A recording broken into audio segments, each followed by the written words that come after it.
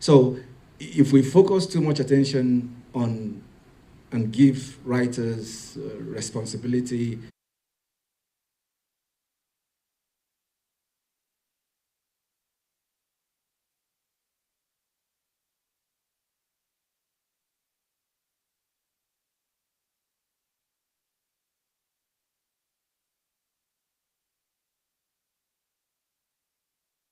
for those that do not know, when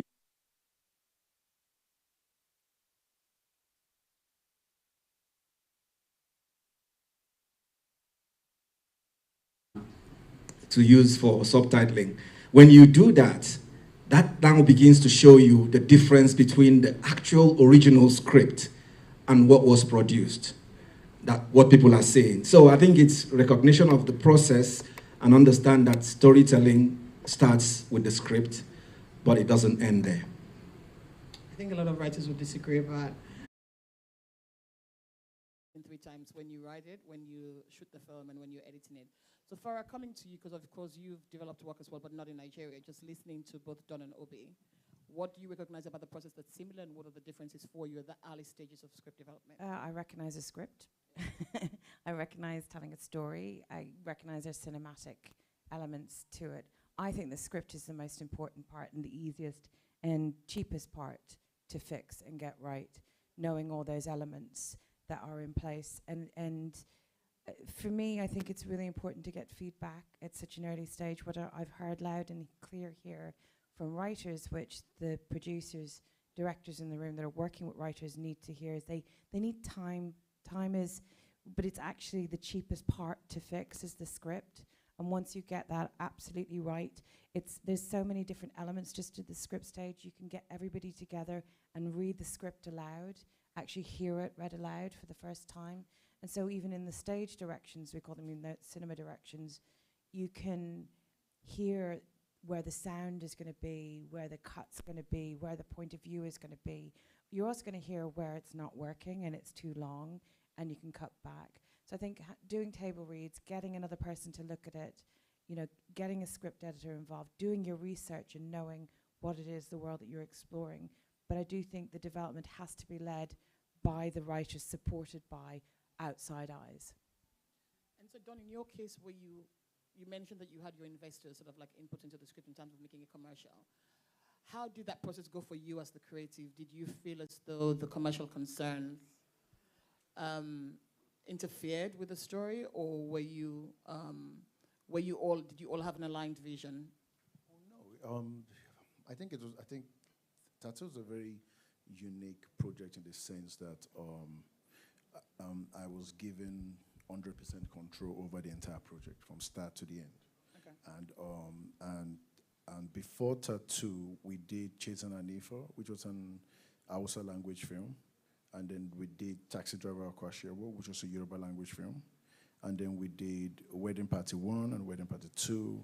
So Tattoo was coming off quite a chain of a lot of successful films, which we had produced. And when the gentleman could not get anyone to develop what was effectively a church stage play into a movie, because that's a far journey to take it. And but I told him I would only work on a project if we have a development budget, and the man agreed to it. So we had proper development, and I think that's the advantage of Tattoo as now. But Tattoo is an anomaly in that sense. We didn't have 1 year to develop The Wedding Party. We didn't have 1 year to develop Taxi Driver Kwashewo. I don't even think we had 4 months to develop The Wedding Party or any of those other films. From saying we were going to do this to actually going through that process. But the advantage that we had was that we had a hugely experienced team, but then it's not the best way to work. I prefer development. I feel development is important. I feel it's the thing that will take the industry to the next level. And by dealing, when investors came and investors spoke to me and their feedback, I was already having that, I already knew what they wanted.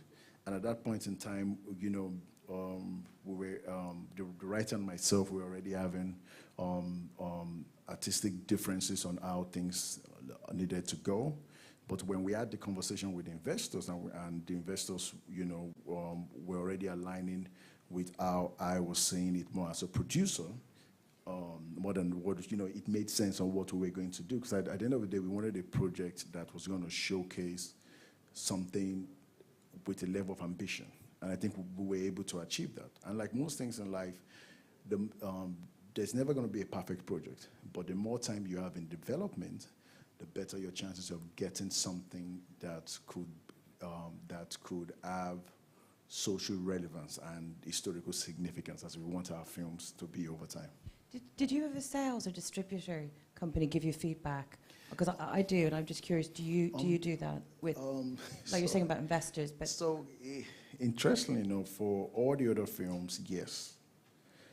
For Wedding Party, Taxi Driver, Kwashiwa, and the rest of it, because then I was a senior studio executive at Film House Studios. Then I was heading the production division, so naturally, I was dealing with my colleagues in distribution and whatnot.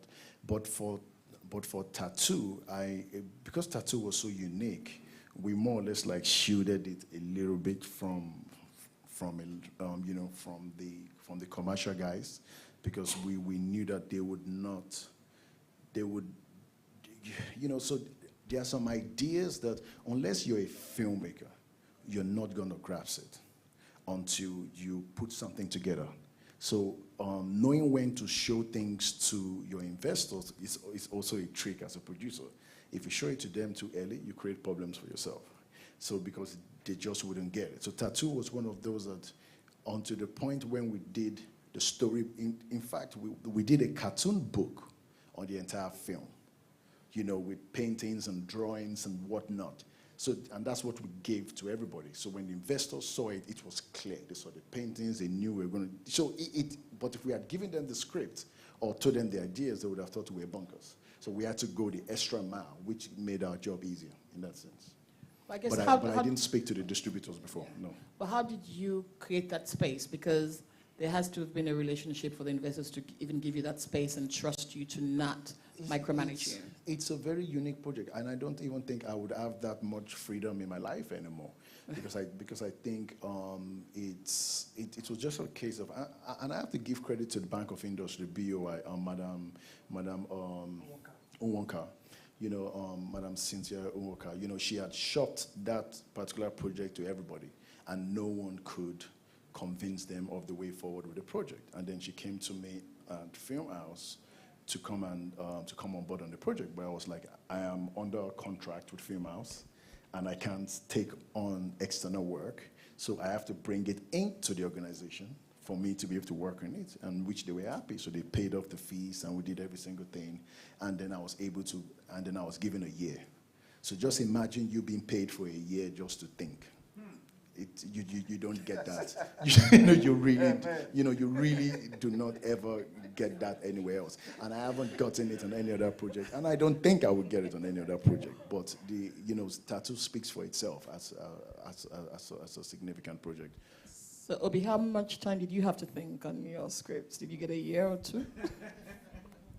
That would be a huge luxury. By some coincidence, most of my well-known works have been written by me. By saying that, I do not discount the contribution of writers like Emil Garba and Tunde Babalola, who have contributed to the development of the story. But because I work as writer, director, producer, it puts a certain level of responsibility on me to not just think about what works artistically or what, any fancy ideas I might have while sitting on my computer. I have to marry that with the reality of the industry we work in, as well as the reality of having a finite budget. You don't have $1 million to shoot it, so you have to be realistic. So wearing those multiple hats means that I have to have a trusted team who would stop me from having tunnel vision Otherwise, I'll become the one-man band who, whatever I say goes. So I surround myself with, even though I take these credits, I surround myself with the right team who would question, interrogate any ideas that I have and make inputs to make them better. But the advantage, the flip side of this blinkered view that I would have as writer, director, producer is that it sharpens the focus of the film. So, you know, from the writing stage all the way to post-production, you know exactly what you want.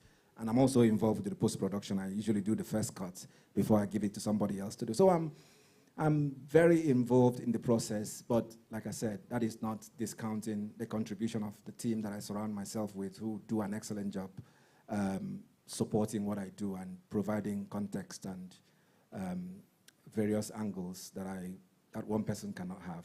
Can I ask why you've made the choice to be writer, director, producer, and not maybe work with another producer, or have another writer, or have another director direct your scripts? So I don't. Like I said, I've just said that the majority of the works that people would know, I wrote. I made some others that I did not write. I didn't write Crazy Lovely Cool that is on Netflix. I didn't write Oxford Gardens that is on Africa Magic and stuff like that. But The Mirror Boy I wrote, Last Flight to Abuja I wrote, Badamasi I wrote, Monimis I wrote, Blackmail I wrote. It's not greed as it sounds. I'm not just a guy who's greedy for titles and credits.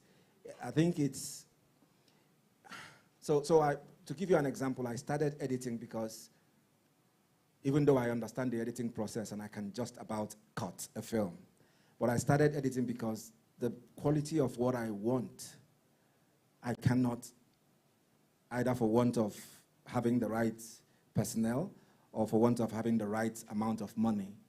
I cannot get that with the budget of the film. I cannot have the editor that I want, but I know what I want. It might take me longer, and I end up getting it. So I start to edit. In terms of producing, when I started my journey as a filmmaker, I remained sometimes writer and sometimes only director. But I discovered when I started going international, going to film festivals, that it is the producer of the film that owns the film in terms of the business end.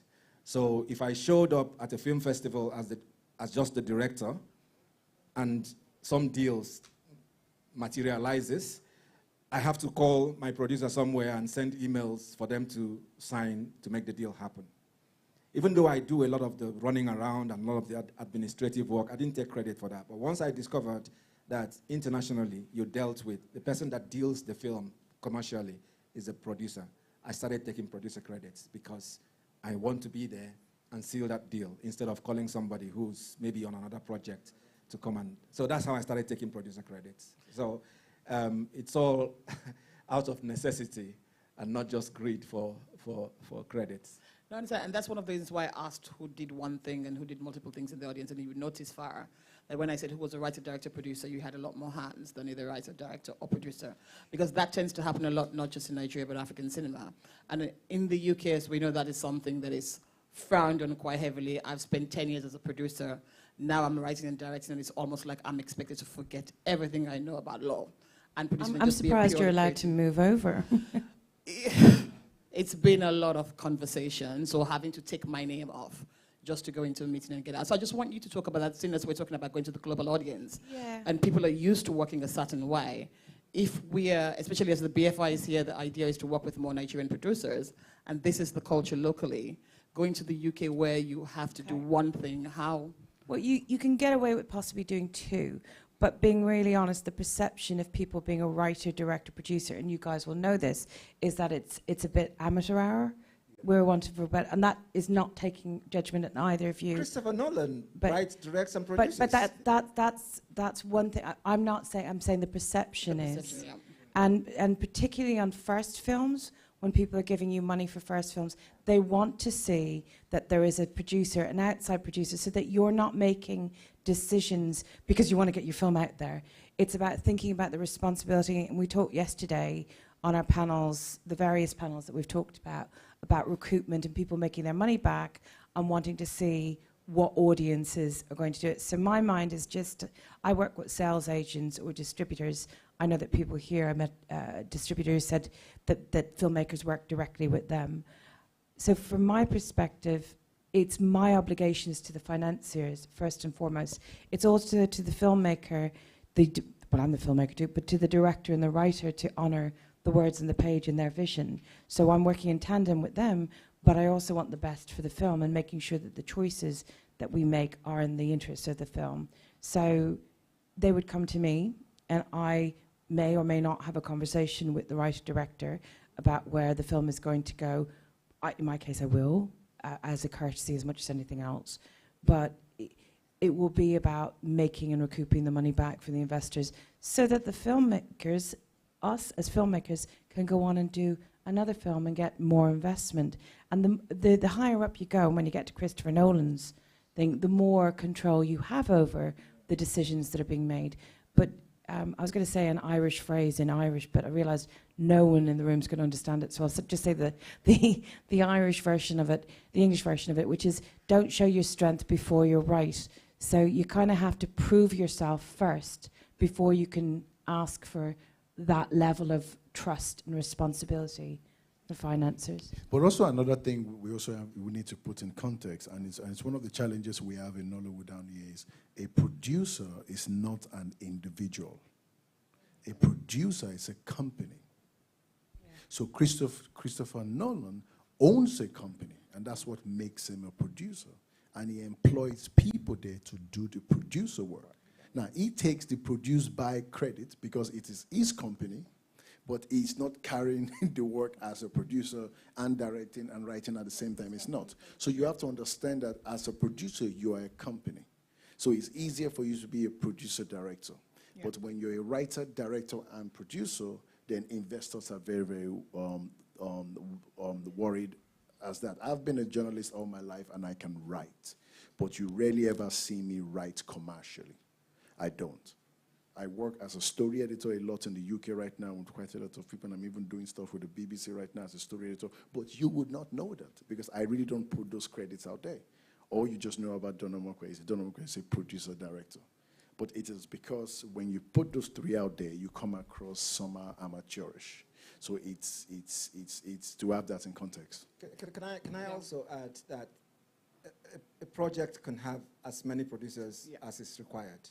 So what I'm doing is just taking one of the credits as producers. Like I said, when I started, I wasn't taking producer credits. Gordon Irole, for those that know him, would be my producer on all of those projects, and I would just take director credits, even though I would do a lot of the producing also. But it's your company, right? Was it? It's your company. It's my company. So you're already the producer. Yeah. So in terms of credits, there could be 5 producers on the show, each focusing on an aspect of the production. It's not just one person that will be a producer. There might be a head producer, the chief producer if you want to, but you could have a lot of producers and associate producers who help the project.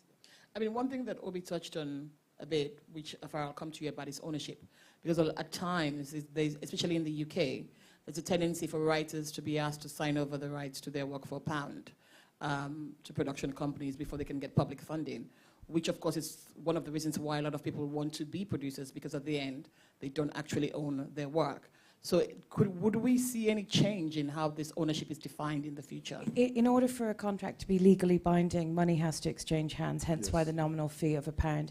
But every contract that people write should have a turnaround period where the contract expires. So on the options that I take out, I will take them out for 6 months to a year, because sometimes the funding bodies can take quite a long time to get back to you, like up to 4 months, anything between 8 and 16 weeks. Now, I know that Screen Ireland and BFI, it's 8 to 12 weeks. That's correct, isn't it? It's 8 to 12 weeks, Annabelle? 8 to 12 weeks turnaround time for decision from BFI. The film fund is definitely at least 8 weeks. Yeah, yes. I'm actually seeing the line now in their thing where they say 8 to 12 weeks. So you need to take out a contract for longer, because you've got to sit down with the writer as well and make sure that they're happy with your vision of where you want to take this film. I'm very careful about my producer title, because what I do as a producer is quite unique to what other people think a producer does. But, you know, all my films have basically gone into, well, not all, a lot of my films pre-pandemic were in production within a year of me taking on those projects. But I think writers need to be clear when they're signing an agreement that it's only for a set period of time.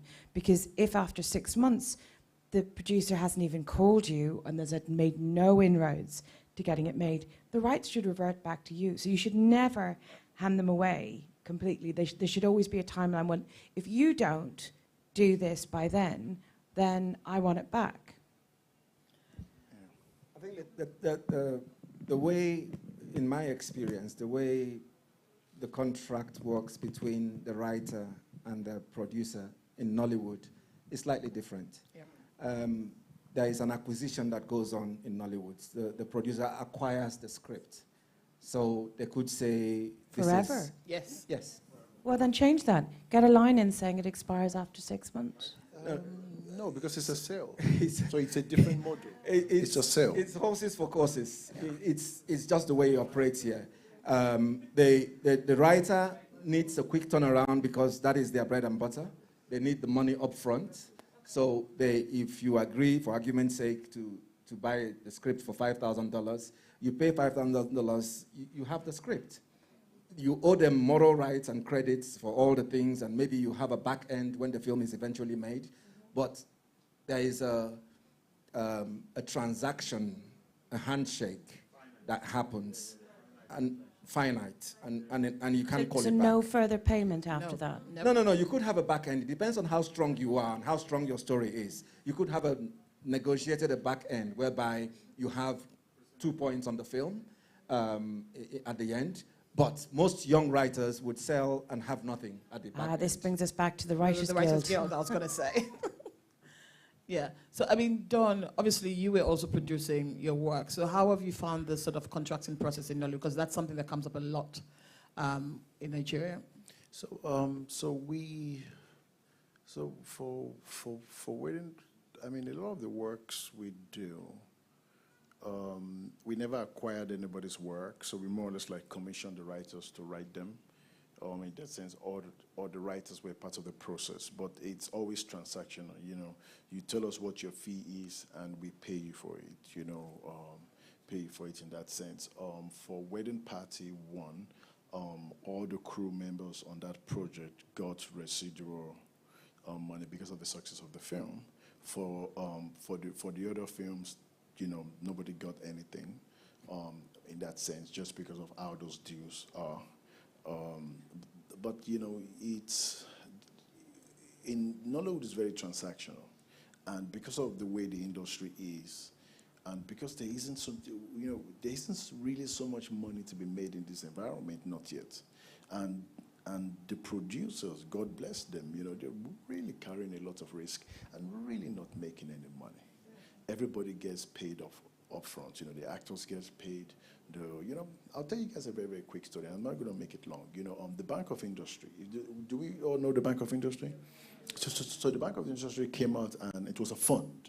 And in that fund, they gave out 50 million to about 28 writers, 28 production companies. Some of them were writers and what have you, and they all borrowed 50 million to go make films. A lot of the films they made were not successful. And these guys ran into debt. They ran into serious debt. And, but you know, the writers were paid, you know. The actors were paid. The technicians were paid. Everybody in the project was paid. But these guys were stuck with, you know, with a debt of 50 million, you know, on their neck. Plus interest. And the interest are wrapping up and wrapping up and wrapping up. And then I joined a company called Envivo. I joined a company called Envivo, and we needed to make content. And we couldn't go through the production process. So my MD then said, how about these BOI projects? Can we acquire these BOI projects? And so rather than go spend 50 million making new projects, why don't we acquire these projects in debt and find a way to just, you know, revamp them, work with them, and create some commerce out of them? And, you know, it was a simple idea, you know, and we did that. I went through the works and acquired some of them, but suddenly filmmakers were calling me, people sending me bouquets, like I saved their life, oh, you selected my film. Like, people were literally, some people, there was even a lady that was even crying in my office how much burden I had taken off her neck by just choosing her project. But incidentally, those deals did not work. And so all those deals didn't work. All those deals failed. Why didn't they work? I mean, I can only just say that there is so much risk being carried by producers, and if you're signing deals on residuals and whatnot without somebody guaranteed to buy that, if you have someone that is guaranteed to buy your product, you can easily say, I'll give you 1%, I'll give you 2%. You don't know how much you're going to sell that product for. So the conversations about residuals and the rest of it becomes very, very challenging. But I do feel that there needs to be some kind of an agreement between the guilds, whereby the guilds negotiate with themselves. That there's a minimum payment for writers on this category, there's a minimum producers, you pay directors certain days. There has to be some level of standardization brought in across people. It has to be there so that people can at least earn a living. Yeah. But in the case of the residuals and dealing with writers, it's a tough market. It's a really, really tough. Imagine you as a first person spending you and your husband putting 50 million naira into a series. And just imagine that as your first project. You know what I mean? And then you have to give residuals when you don't even know if you're going to sell it.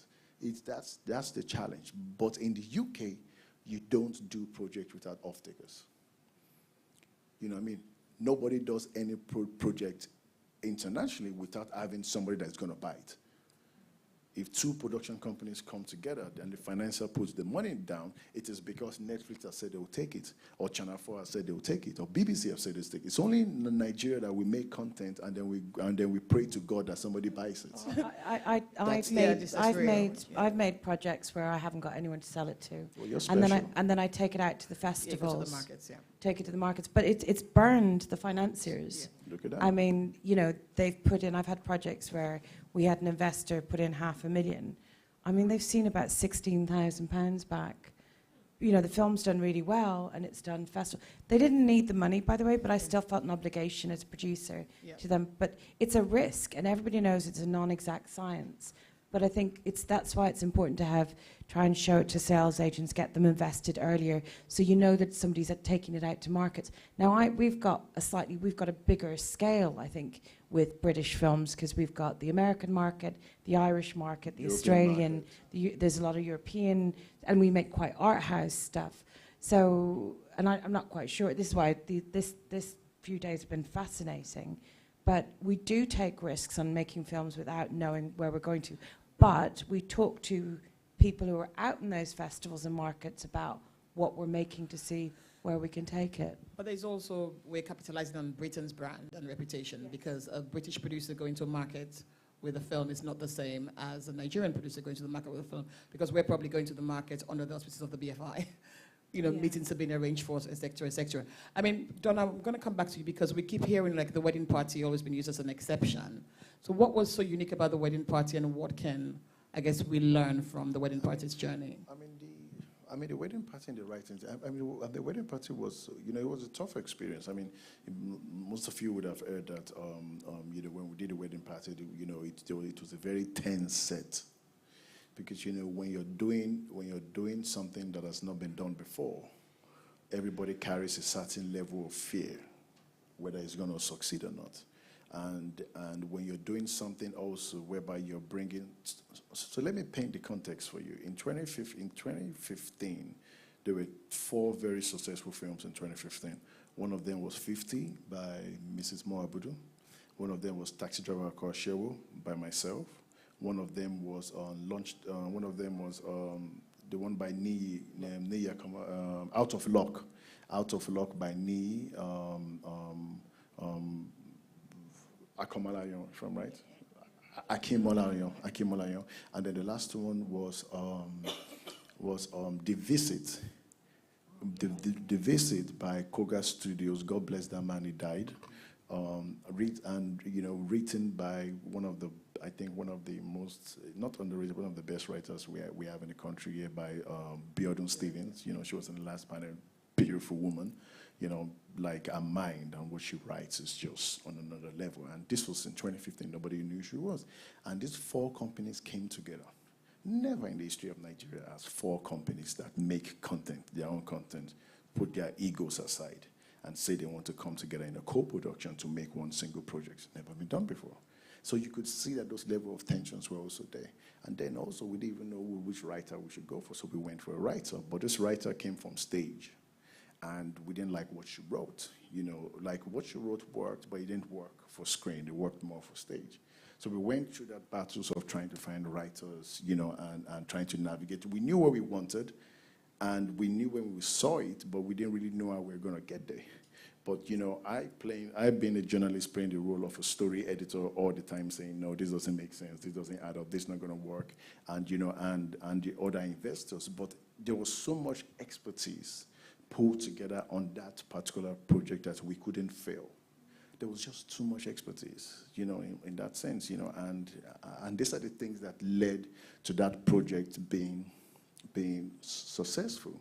But then when you look at Wedding Party 2, the reason Wedding Party 2 wasn't as successful as Wedding Party 1 is because a lot of those expertise were done away from. So, and that's always the story of it, the more talent you can pull together on a project, that are people that are better than you, the more successful the project is. I always tell people, filmmaking is a collaborative art. It's collaborative. If you're doing it on your own, and I'm not talking in terms of writer, director, producer, no, I'm talking about, the makeup person, the sound person, the editing person, the gaffer. So it's a really massive collaborative art, and that's what makes things really successful. And as Obi pointed out, the storytelling process doesn't end with the writing. It goes continuously through the journey of the film. So I think that just kind of leads us nicely now into production and how sort of scripts change in production. Of course, you guys are lucky as writers. You're also involved in the directing, but there are lots of writers who, once the script is signed off, that's the end of their creative input. So for the writers in the room, Farah, what would you advise? Like, what's that journey like once the script goes into production? What should be the expectations of their role in the process? It's very much about what you agree up front, and I think those early conversations that when you're starting to work with the director and a producer, just finding out if you all share the same vision, because finding out when you start to see rushes, if the director is agreeable to having the rushes seen, is where the troubles start going, that's not what I wrote, and that's not what I... So it's about having those very early conversations about you're all on the same page, quite literally on the same page, and that you want to make the same style of film. And it's like asking those questions like, well, what does it remind you of? What are the comparable titles? What is it? It's not saying that your film is derivative. It's just saying, are we making the same film? Because if you've got a fantasy film in your head that you've written and suddenly it becomes an action film, those are 2 different types of films. Like, there's a difference between a thriller and a horror, but they're very similar. But somebody can tonally turn it through how they direct things. So it's having those conversations. I would say you should have a set visit. I think it's really important, having a table read, being there at the table read, being prepared to rewrite scenes, because it might be that an actor's got sick or something's happened that's changed, that your big, huge dinner party scene, you can't pay, but you can have a whole load of people coming out of a church together. It's about that element of unity, whatever. So it's all those things, that being adaptable and flexible to the needs of the production without necessarily losing your story, and having a look at the rushes and being prepared for things not to look like they sounded in your head, but being really sure that you are working to the same vision or everybody else is working to the same vision. I think that's really important, including the production designer. And, but you still sometimes, I've seen directors get really upset by the way a production designer has painted a wall, going, that's not the color I asked for. I wanted a bright green, not a dark green. And it may be that the production designer and director had a conversation with the cinematographer who said, oh, that won't work with that light. So it's just about communication, really. And so for the writer-directors, can you give an example of when you've been on set and you've had to make a spontaneous decision because something that you wrote suddenly did not sound like such a good idea and you had to adapt? I'll start off with you, Obi.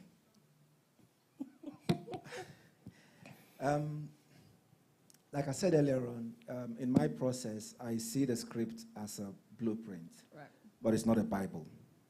So I allow myself open to varying it, allow myself opening to surprises, spontaneity, turning up and seeing that the location that you rekeyed is not the same location that you're going to shoot, and the dynamics of the action would have to change. So that flexibility. And I think I had the privilege of working with a situation where the script writer was sometimes on set, okay, and most times on call, especially because we were shooting as she was writing. Right. So Crazy Lovely Cool was shot that way. Kemi Abisoye was in Lagos. We were shooting in Nsukka, and she would send us a script a day or so before we shoot it. So she was on the pulse of that, and we send feedbacks. Myself and the executive producer would read the script overnight, make our corrections, and she would bang it back. And we worked that way. And I think it gave the film a certain, I would say, unpredictability. Okay. Because there was the fact that she was on the cusp of the writing at the same time that we were shooting. She was able to respond to things more fluidly than if the script was made and settled years before. So it's a process that if the writer has the privilege, and that's what's going to be in our environment, if you have the privilege of being part of the shoot, you know, in most Hollywood shoots, they would have a chair for the director and a chair for the writer, just in case they need to change anything. Tunde Babalola, I went to watch him on a set of a script that he wrote that was being made by Channel 4, and he had his own chair with writer on the back of it. And I said, bro, they enjoy you, because he will not get that kind of privilege in Nollywood. So if you have an opportunity to be on the set where your writing is being produced, have an input. But most times, depending on your relationship with the director, they might say, you finish your work, this is mine. And it's about, you know, negotiating the relationship and making sure that the best part of your film is made. But the way we operate here, like I said, it's a handshake. The script is off, and they change the title when it's finished, and you wouldn't even know it's your film. Done? I tend to. I actually, most of my challenges tend not to happen on sets because I'm a little bit very military the way I work. So I like to control. Really like to control everything with my team. So when we're on set, we really are not making changes. I have a very trust relationship with actors I work with. So those kind of people don't disappoint. I mean, if you know me very well, you know that I only work with the same team of people. You will struggle to get into my team if I don't know. It just doesn't happen because filmmaking is a trust relationship. And my writers, editors, and everybody, we plan our schedules. We know who's available, and we work like that. But you know, and I'm speaking like a producer. I'm going to speak like a producer and to the producer guys in the room. You know, when you have that idea, and you bring that writer, and you sit down with the writer, and you tell the writer everything that you want, and the writer keeps on nodding to you continuously that they understand what you're saying. You say yes, yes, yes. How long would it take? He says 3 months, and then the writer goes away for 3 months and comes back with oral. And you're like, wow, this is not what we asked for, and then we've lost 3 months. I mean, those are the problems that we always tend to face. But, you know, but I like those problems during pre-production rather than when I'm on location. So we are not like, okay, we need to find somebody else or we need to come in. But the way we've been able to solve that now is the role of a story editor. Okay. So writers don't write in a vacuum anymore. You know, writers would write with story editors. So which means that we don't have to wait 3 months for when the script arrives, for us to know we've wasted 3 months.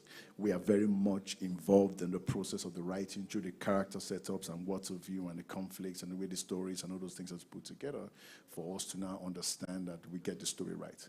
But you know, I tend to, I tell you the way I choose my writers. I always ask my writers, what are you reading? What are you reading currently? And if my writer tells me that they're not reading anything, then you and I cannot work together. Because if you're not a good reader, you can be a good writer. And I think those things becomes quite very important. And once I meet young writers, if you introduce a writer to me new, and I ask you, what are you reading? And you can tell me you're an active reader, I just know we can work together, truly. Because the reading part, it's very, very important in the writing part. And if you don't enjoy reading, how can you create something great for me? You can read scripts for free as well on the internet, which is amazing. You know, So Farah, for you as a producer, would you have the writer on set with their chair? I always have writers on set. I'm a massive big fan of having a writer on set because, as we keep talking about, it's teamwork. And I have never seen that fail. And I've had new writers on set. First of all, it educates them about how it works. So I think this idea, and I know you were using the word control as in a controlled environment, a safe space, and it's a trusting space. But people can confuse the position of directing as I cannot tell what's going on in my head because then they're going to take over and they're going to want to do it their way, or they're going to judge me that I'm doing it wrong. And that's just about being controlling and thinking that you can't share. You've got to communicate everything.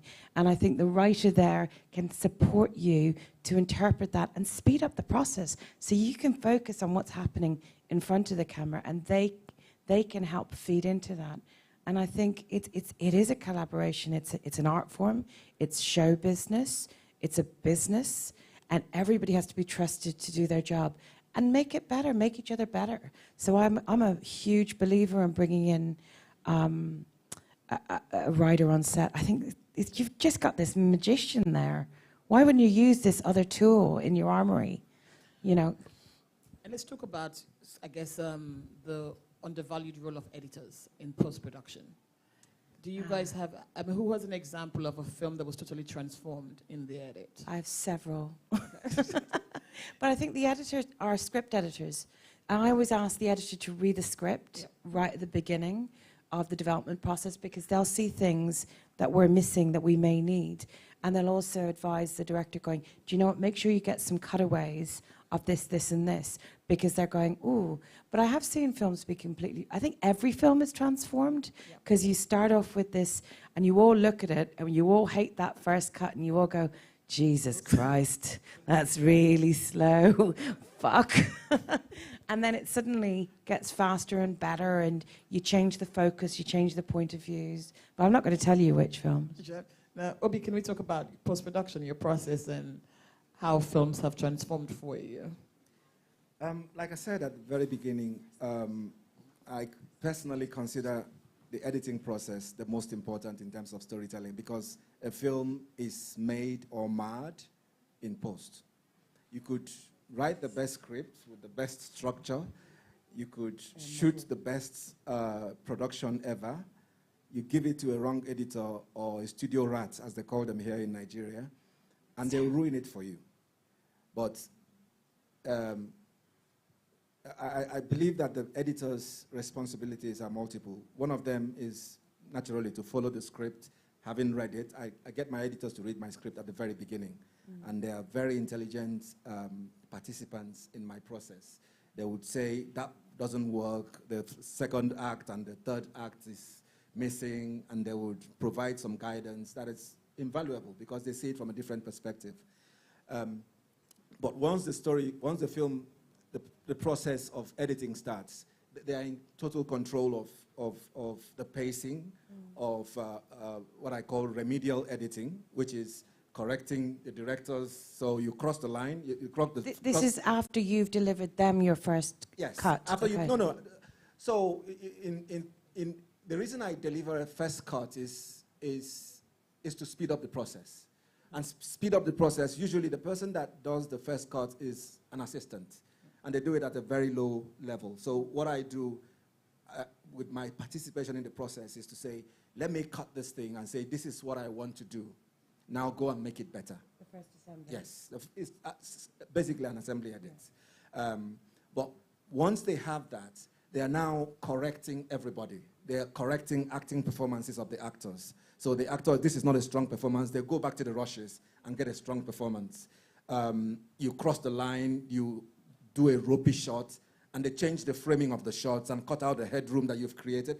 So they are the ones who's telling the story in terms of the pacing, in terms of the exposition. How much time do you spend in this segment? How do you pace it up? What do you cut away? What do you keep? Sometimes I fight my editors and I say, that scene you're trying to cut cost me £10,000. Please put it back. And the guy says, I don't care if it costs you 1 million. It doesn't work for the scene. And that is the kind of editor you need. Somebody with confidence, somebody with boldness to challenge you as a director and say, this doesn't work. I don't care. And to make you lose your attachment to things that you loved, absolutely, just because you really loved that moment, and it reminded you of your grandmother's cooking, but you know it doesn't work in the film, and they make you lose it. They're bold enough. So most times, the editor is put in a position where they are obeying the director and the producer. They shouldn't. They should actually be setting their stall and saying, this is the story that... Trust. Yes, you have to trust them. And if you give them that trust and they're good, they help you deliver a film. You take the credit for it, but they did all the work. At the end of the day, you directors take the credit anyway. Yeah. I mean, let's face it, you and the actors, the rest of us, we were just here for the journey. We were just here to help you. Yeah, but you know, once you have a very strong writer on a project, I like to get everything done through the writing process. I think I spend more of my time on the writing process, and I still haven't found the person I'll call my editor yet, because I think I struggle with a lot of editors, because I started my career as an editor. So I sit and I watch what you're doing, and I'm like, but I don't have the patience to edit, so it's not my thing. So I'm still trying to find my editor. So yeah, so that kind of thing. But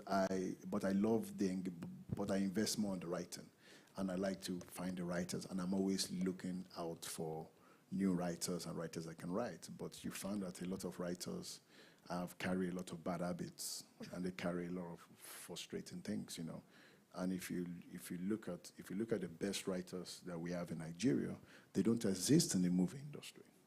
They don't.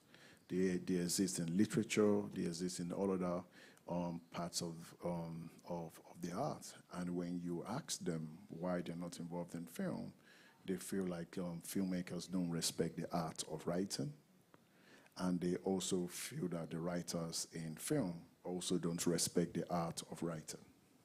And that always becomes a challenge in itself. But when you find people that love to read, and people who can read, and those people, and I know you're looking at me that what am I saying? Yes, you need to love to read, and you should be able to read, because not everybody that loves to read can read.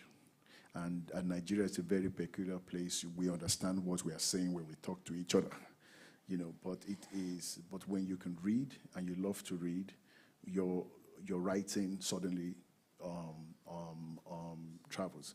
And if you're adventurous enough to leave your village to the city or to the town to see more things, that adds to your writing experiences. And if you could travel to Ghana, maybe, or Sierra Leone, or maybe London, or America, or Japan, suddenly your reference points. But the truth about it is, creativity is about your reference points. You cannot write about things that you can't imagine. So anything you can't imagine, you cannot write about. And you can only imagine things by experiencing things.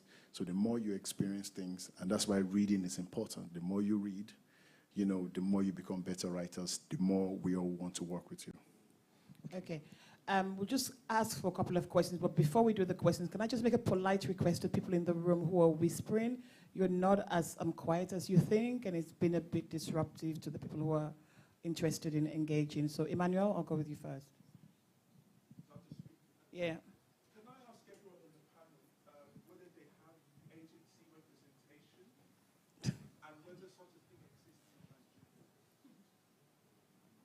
I have 2 agents. So I've got one for my books, my literary stuff, and then I have one that represents me for TV work. He insists on looking at all my film contracts as well, if I'm coming in as a producer for hire. So that's as a producer and a writer. But then that's a second pair of eyes on a contract. I hate legals. I have one agent, and that agent is myself. And I keep an eye on my work. But I think I'm actually actively I'm looking for an agent. Now that I work more in the UK right now, I think it's important to have an agent, and I'm actively looking at that. So if you have an uncle that is an agent, you can always hook us up. I have the disadvantage of being a retired lawyer, so I'm drawn to contracts for the wrong reasons. But I also have an agent. I'm represented by CAA, Hollywood.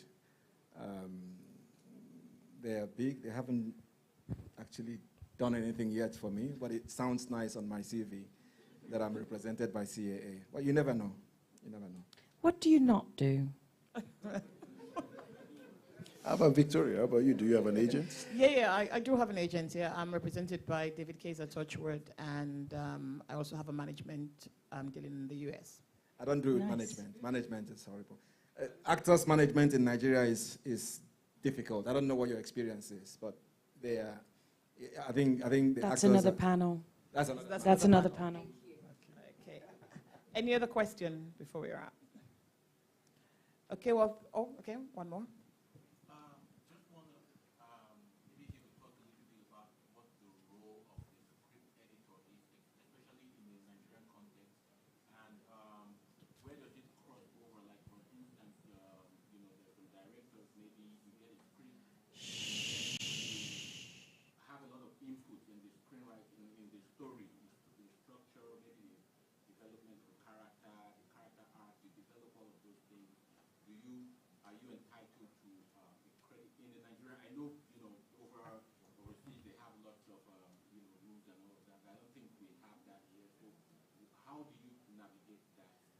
Before we answer, can I just make a comment about the young man? He ran into me 2 days ago and showed me a trailer for his first film. And I would say it's very excellent work. So watch out for that young man. I agree. I too have seen that trailer. It's very good. Yeah. So the role of a story editor is to solve a very big problem which exists in the production process, which means that I think writing is the only process in production which is done in isolation. So basically, writers go away with their pen and paper and they go and write. And you discover a lot of the time that what writers come back with is a lot of the time it's not exactly what the production wants. So you go through that issue of now having to revamp it. So what story editors do is story editors work with the writers. So they are specialists in that writing process. Think of an editor in a newsroom. In a newsroom you have journalists and you have an editor.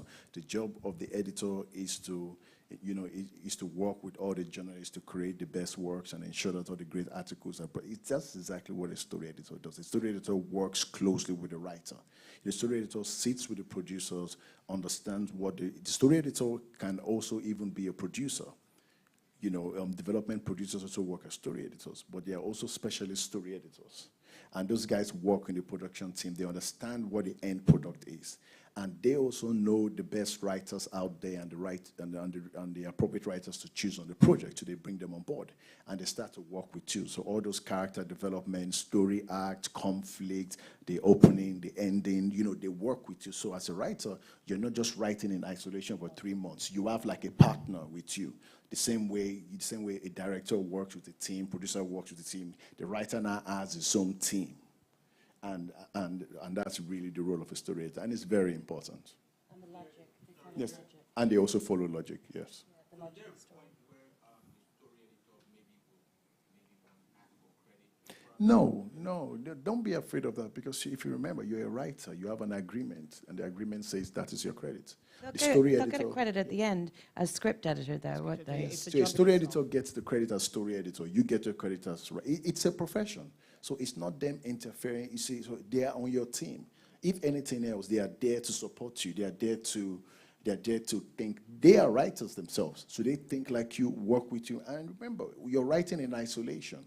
So you need somebody to bounce something off to ensure that what you're writing is, you need somebody to debate with. And you don't want that person to be a producer. You want that person to be a writer. That's the role of a story editor. Okay. And final words from Obi? Just a piece of advice for writers here, young, old, experienced, inexperienced. If we're talking about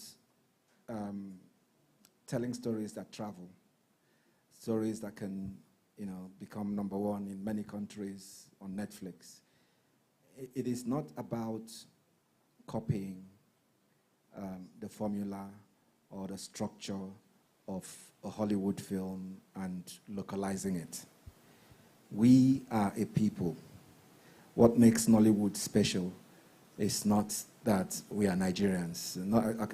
I've been asked to define Nollywood, and I say it's a school of thought in filmmaking that tries to squeeze every ounce of value from a budget that will not shoot a shot in other territories.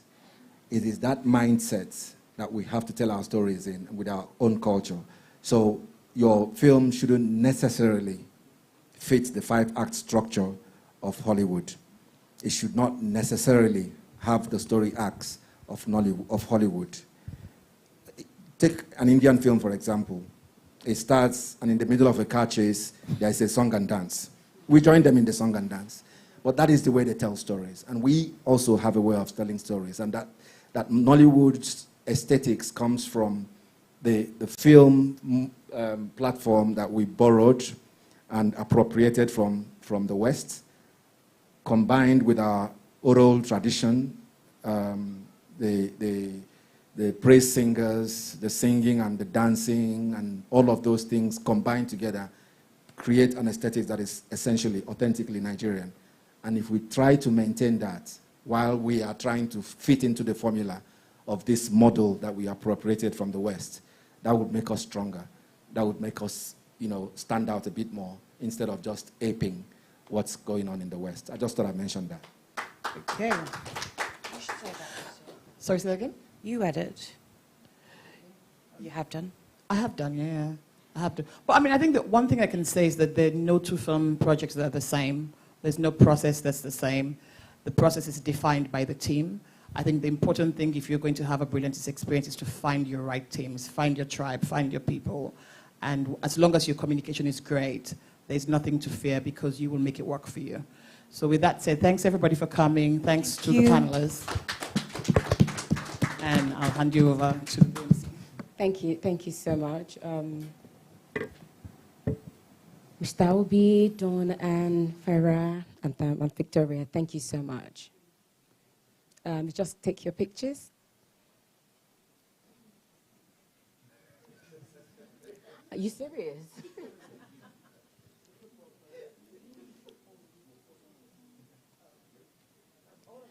Okay, so while we enjoy the post-session pictures, I'm sure everybody's been waiting for this Bollywood session. Everybody here for it? Thank you so much. Thank you again, Victoria. Are we all here for the Bollywood session? Is everyone here for Nollywood goes to Bollywood, goes to India? Is everybody here for it?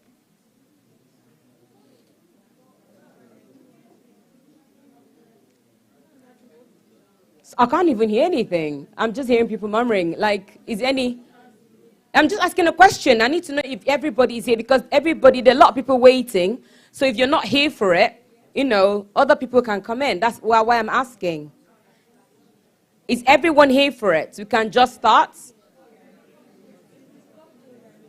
It's not a cocktail. This is a session. Not the cocktail. The actual session where people do, like a spotlight. Are we all here for it? Are we? Can we answer, please? Are we all here for it? Yes. Thank you. Gracias.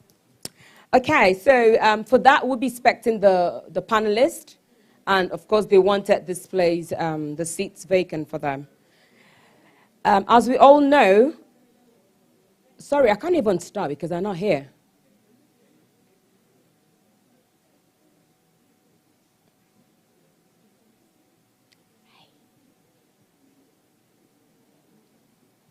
So before I introduce, they're supposed to be here, but if they're not here, what do you guys want me to do? Should we just chat? Should we just chat? All right, so ask me any questions. No, the ones I can answer. Don't ask me what you're asking, Mr. Obio. I can't answer those ones. So let's just chat while I wait for them to give me the go-ahead. If you don't want to chat, I'll just walk away and look for them. So do I go or should I wait? Should I go or should I wait? Should I go or should I wait? Wait, okay. I don't want to be waiting, looking at your beautiful faces. I'm going to be waiting for something.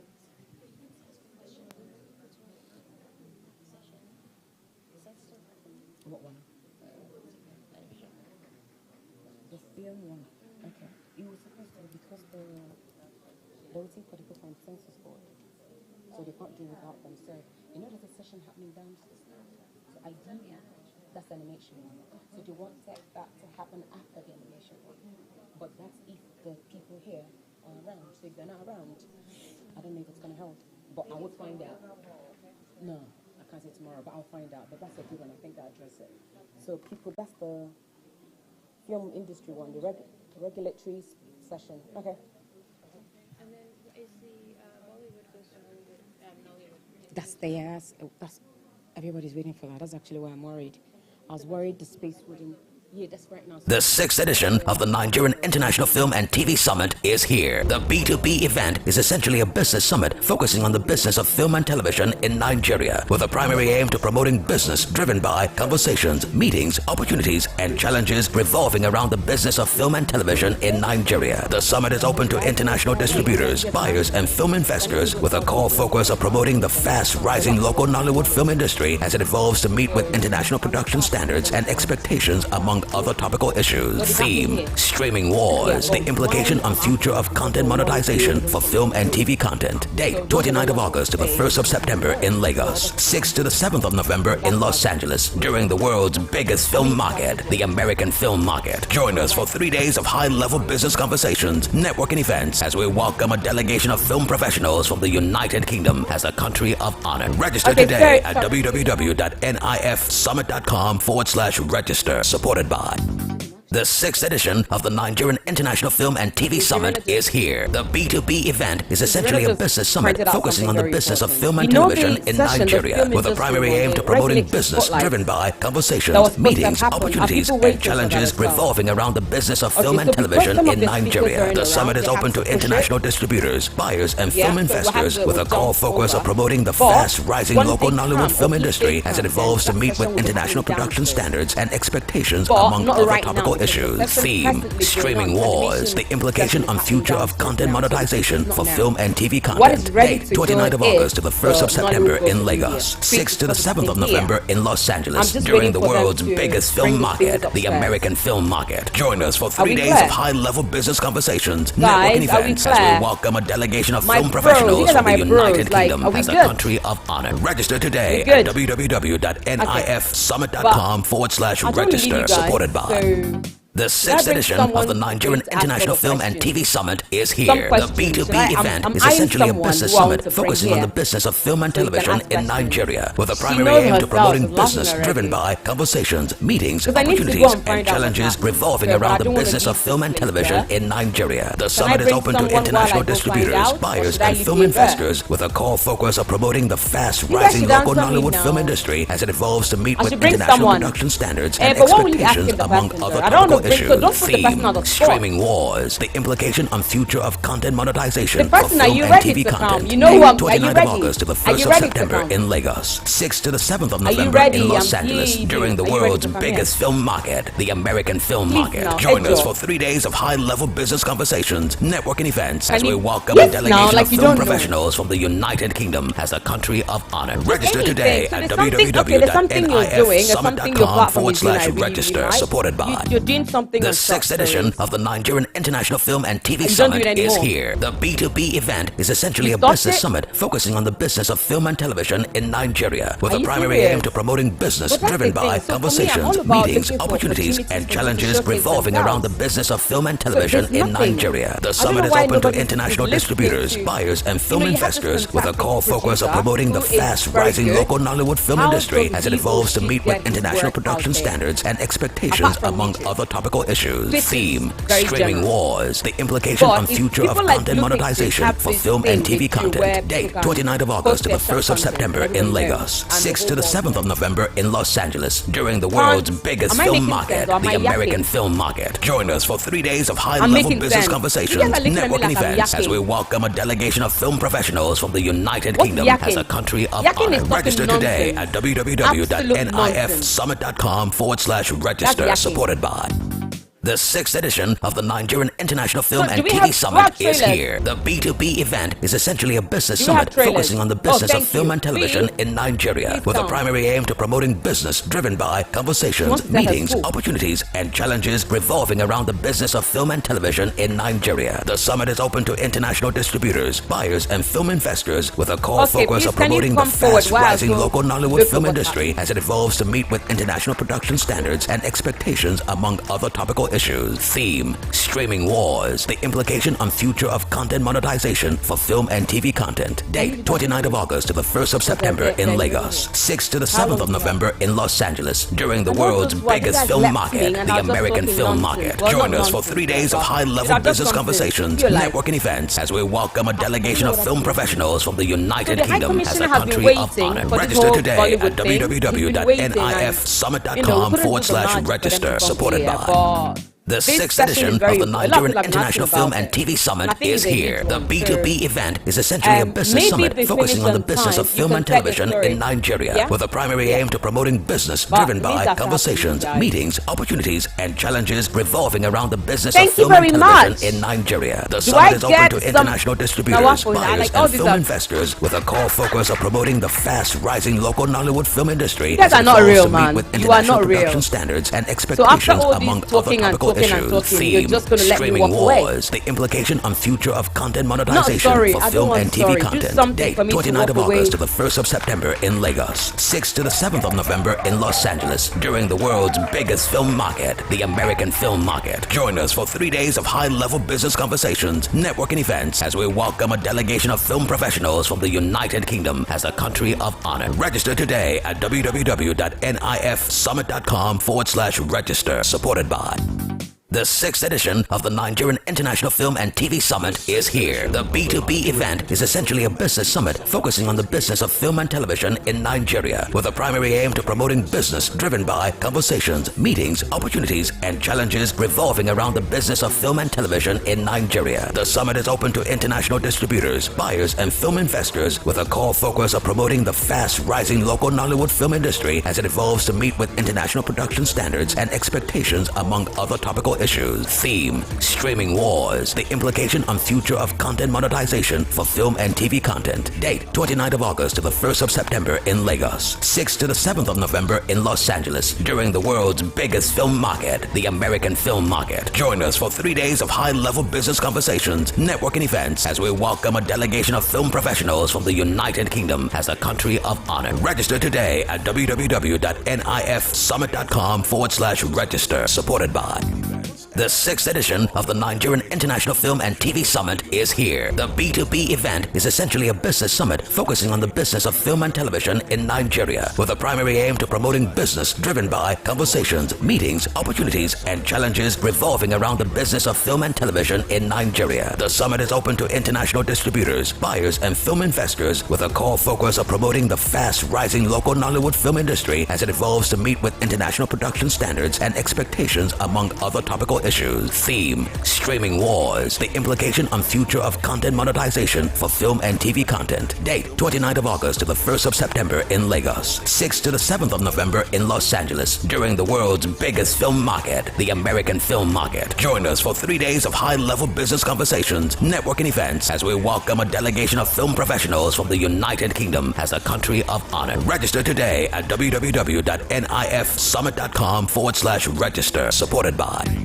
the 6th edition of the Nigerian International Film and TV Summit is here. The B2B event is essentially a business summit focusing on the business of film and television in Nigeria, with a primary aim to promoting business driven by conversations, meetings, opportunities, and challenges revolving around the business of film and television in Nigeria. The summit is open to international distributors, buyers, and film investors, with a core focus of promoting the fast-rising local Nollywood film industry as it evolves to meet with international production standards and expectations, among other topical issues. Theme, streaming wars, the implication on future of content monetization for film and TV content. Date, 29th of August to the 1st of September in Lagos. 6th to the 7th of November in Los Angeles during the world's biggest film market, the American film market. Join us for 3 days of high-level business conversations, networking events as we welcome a delegation of film professionals from the United Kingdom as a country of honor. Register today at www.nifsummit.com/register. Supported by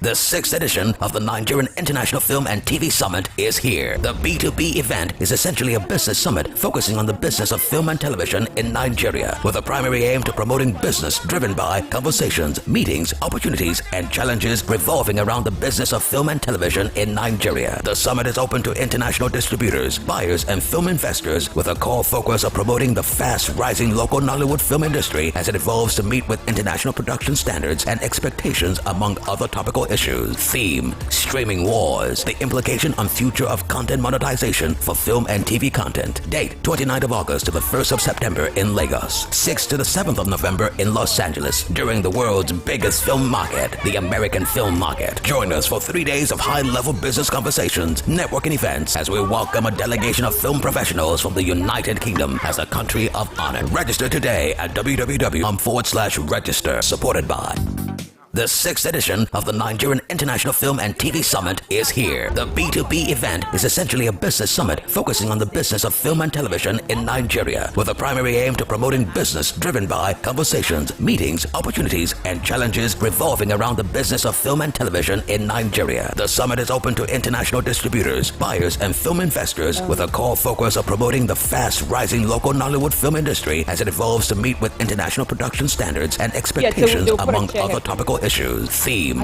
streaming wars, the implication on future of content monetization for film and TV content. Date, 29th of August to the 1st of September in Lagos. 6th to the 7th of November in Los Angeles during the world's biggest film market, the American film market. Join us for 3 days of high-level business conversations, networking events as we welcome a delegation of film professionals from the United Kingdom as a country of honor. Register today at www.nifsummit.com/register. Supported by the 6th edition of the Nigerian International Film and TV Summit is here. The B2B event is essentially a business summit focusing on the business of film and television in Nigeria, with a primary aim to promoting business driven by conversations, meetings, opportunities, and challenges revolving around the business of film and television in Nigeria. The summit is open to international distributors, buyers, and film investors, with a core focus of promoting the fast-rising local Nollywood film industry as it evolves to meet with international production standards and expectations, among other topical issues. Theme, streaming wars, the implication on future of content monetization for film and TV content. Date, 29th of August to the 1st of September in Lagos. 6th to the 7th of November in Los Angeles during the world's biggest film market, the American film market. Join us for 3 days of high-level business conversations, networking events as we welcome a delegation of film professionals from the United Kingdom as a country of honor. Register today at www.nifsummit.com/register. Supported by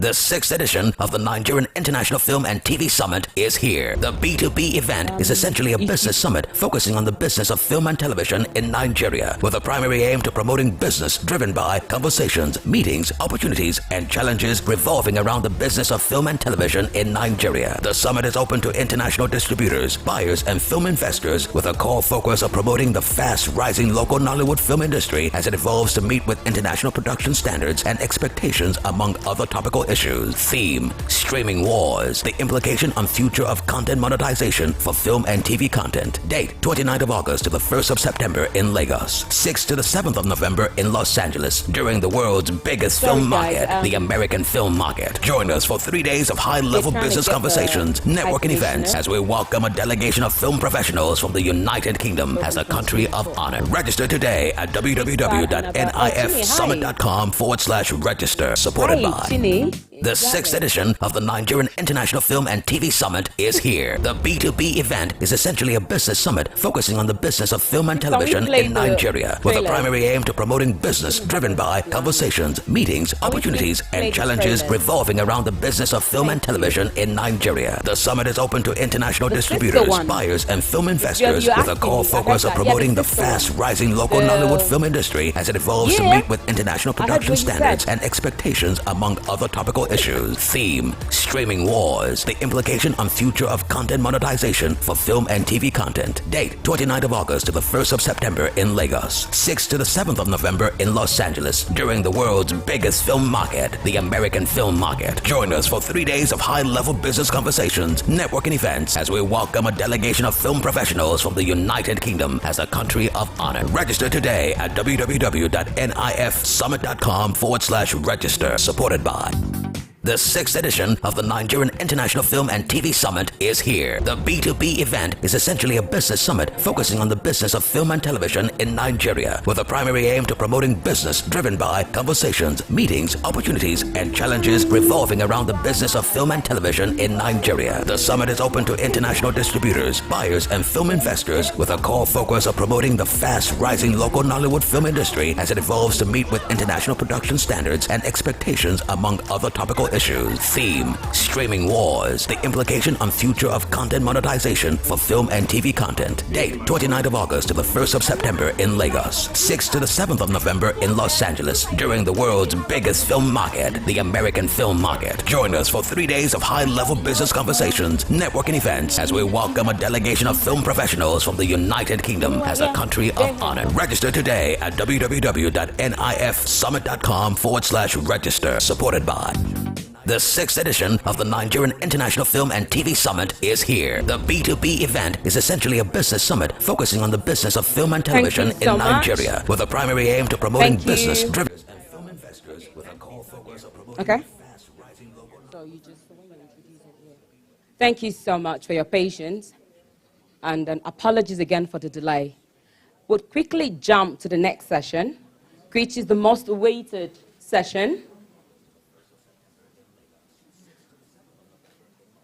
Sorry, can you mute this, please? Thank you very much. Okay, the session is on cross-cultural stories, a spotlight on Nollywood goes to India. The topic is an exploration of cultural intersections and co-creation in the film industry. The moderator, Choma Onyenwa, will be introducing the speakers. Can we please give them a sounding hand of applause, please? Thank you. Thank you. Good evening. Thank you all for coming. So yes, without any further ado, can I introduce the current Indian High Commissioner, His Excellency Shri B. Balasubramanian. He's been in the Indian Foreign Service since 1998 and has served in different capacities. And now he became the High Commissioner for India in 2022. So he's just coming. He's just coming tonight. So let's warmer welcome. Warmer welcome. Please sit down, sir. Next, I would introduce Rahama Sadhu. She's an actress, model, film producer with over 10 years in the industry. She has appeared in Hausa films. She's a crossover queen, from Hausa, from Kannywood to Nollywood to Hollywood to Bollywood. And now she's here today to talk about going to, so welcome, thanks for coming. Please have a seat.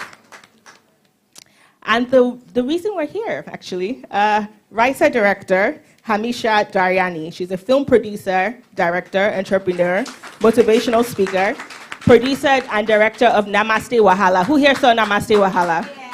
Yes. It was released globally on Netflix, and it did really, really well. And she's a global citizen, which is why we're here to talk about cross-cultural stories. She grew up in Lagos. So she's Nigerian first, I would say. And who better than to talk about like taking Nollywood to India? Her current project is actually Nollywood Goes to India. So we're going to be talking about her film that she's done. We're going to be talking about the film she wants to do. We're going to be talking about telling stories, you know. So let's just enjoy the session. Thank you all for coming. I think there's one more person who's supposed to be here, Nancy Sime, but she's not here at the moment. So we'll start, and when she comes, she will just join us. So yeah, so starting straight with Hamisha. How are you doing?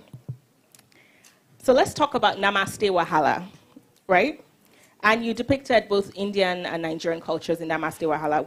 What stood out to you most about cross-cultural storytelling? And why Namaste Wahala? Hi, Chioma. Thank you for having me here. We are very, very excited to be here today. Namaste Wahala. 2 words. Namaste is the Indian word that people know, and Wahala is the Naija word that people know. So I thought, you know, I grew up in Nigeria, and I'm Indian, and people always ask me where I'm from. And I always say, I'm Indian, but I live in Nigeria. And that is really how the movie was birthed, because I wanted to put something out there that brought these 2 cultures together. And I also know Nigeria has grown up on Bollywood, and I always wondered why Bollywood hasn't come here. Why has Nollywood not gone to India?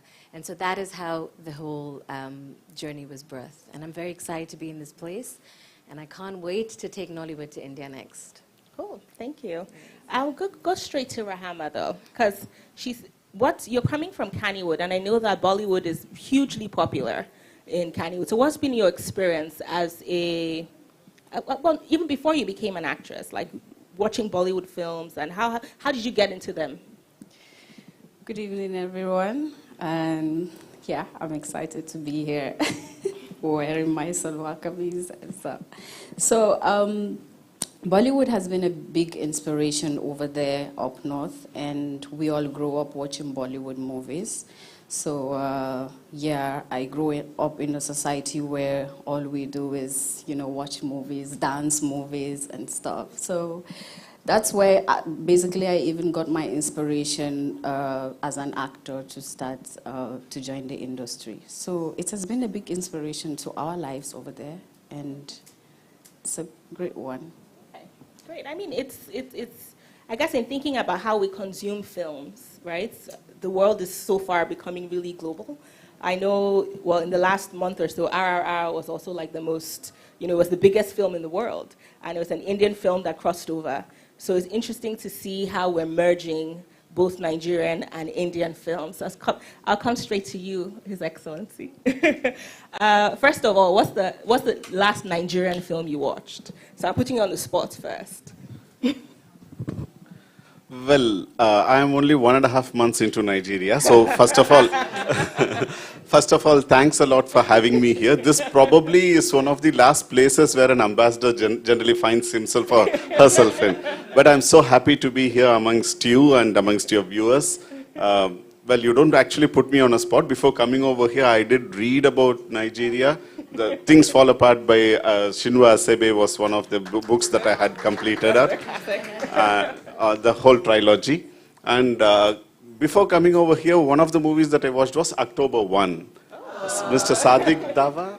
Sadiq Dawa, yes. Yeah, that was a very interesting movie, which was, I mean, just before the independence, how he solved the crime, and about the prince who was one of the protagonists over there, so on and so forth. So that is one, and I had been watching few more on Netflix actually. I haven't been to a theater yet, but I'm sure Nollywood being what it is would certainly give me more attractions for me to watch. Thank you. That's really good. And so what do you see in terms of impact now? Like we have like the 2 of the largest industries, right? And how do you see, like starting with before we get into the crossover that Hamisha is working on, how do you see the impacts with merging Bollywood and Nollywood? Do you see what could possibly happen? What are the possibilities? Movies in India is a big industry, multi-billion-dollar industry, literally.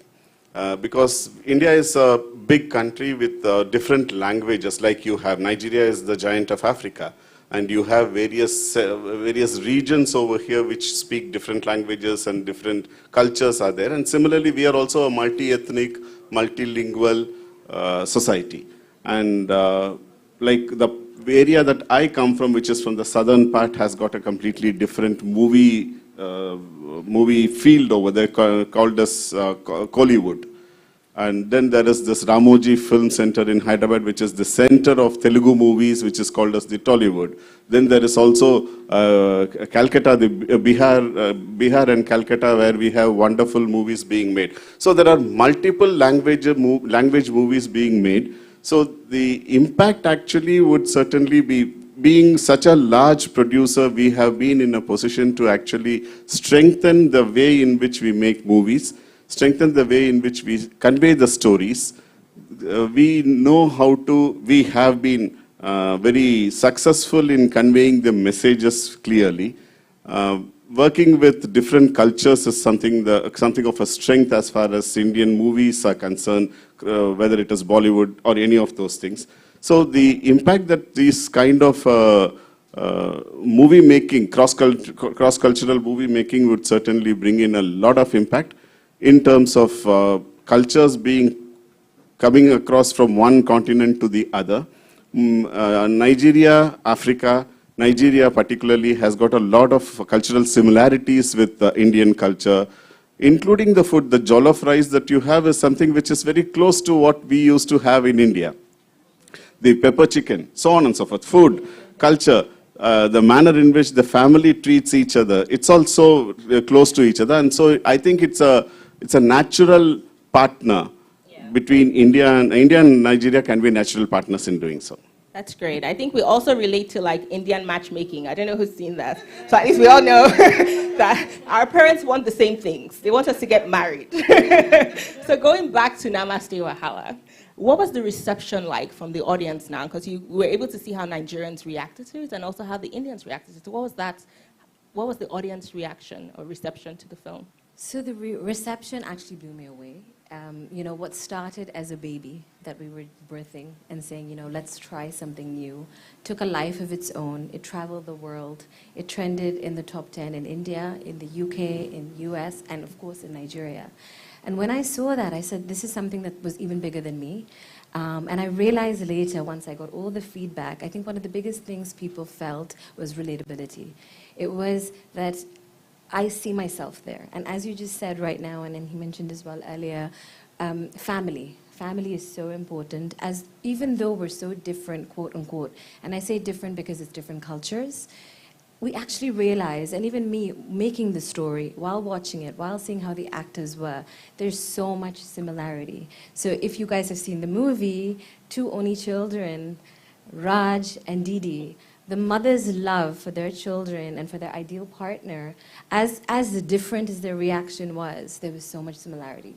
And I think that is why people related, because it was not just, I mean, the relatability is there and you feel akin when you're watching, but on the flip side, there's also novelty. Because sometimes you want to see something you relate to, but you want to see it in a different light. So you just mentioned jollof, we have biryani. So at the engagement scene at the end, we had jollof biryani.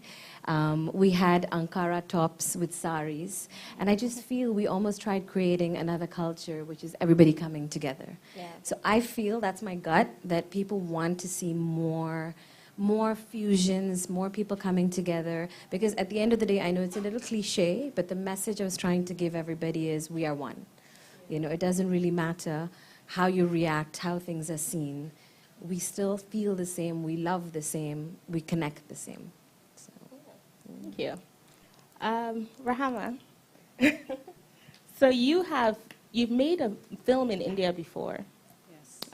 Can you tell us a bit about your experience? So how did they find you? How did you prepare for the role? You also speak Hindu? Hindi, sorry. You also speak Hindi. Yes. So just tell us a bit about your experience making an Indian film. Yeah, so I happen to be on a production set as a DA. I went there actually to train as a director. And he was, very interesting environment for me, because when I went there, most of the crew members didn't know that I can speak Hindi. So, but so I had, you know, I normally like surprise them, like, what are you saying? Tell me in English, and then just to get the feel, because what I was just saying earlier today, I learned my Hindi in movies, in books, and with communication with friends. But then when I went over there, it was like, you know, not a bit, you know, away from what I know as Hindi language. So it was a very interesting feel, and I felt at home, because at the end of the day, I was able to communicate with the crew members and the cast member, and everybody was so impressed that, oh yeah, she speaks Hindi. So that was really very good for me, and I feel very great being part of the project. Tell us about the challenges. Apart from the language barrier, like how was it hard to... Well, just tell us about, were there any challenges, like in the role or preparing? No. There was no, because I keep saying this, the only similarities we have with Bollywood is the language.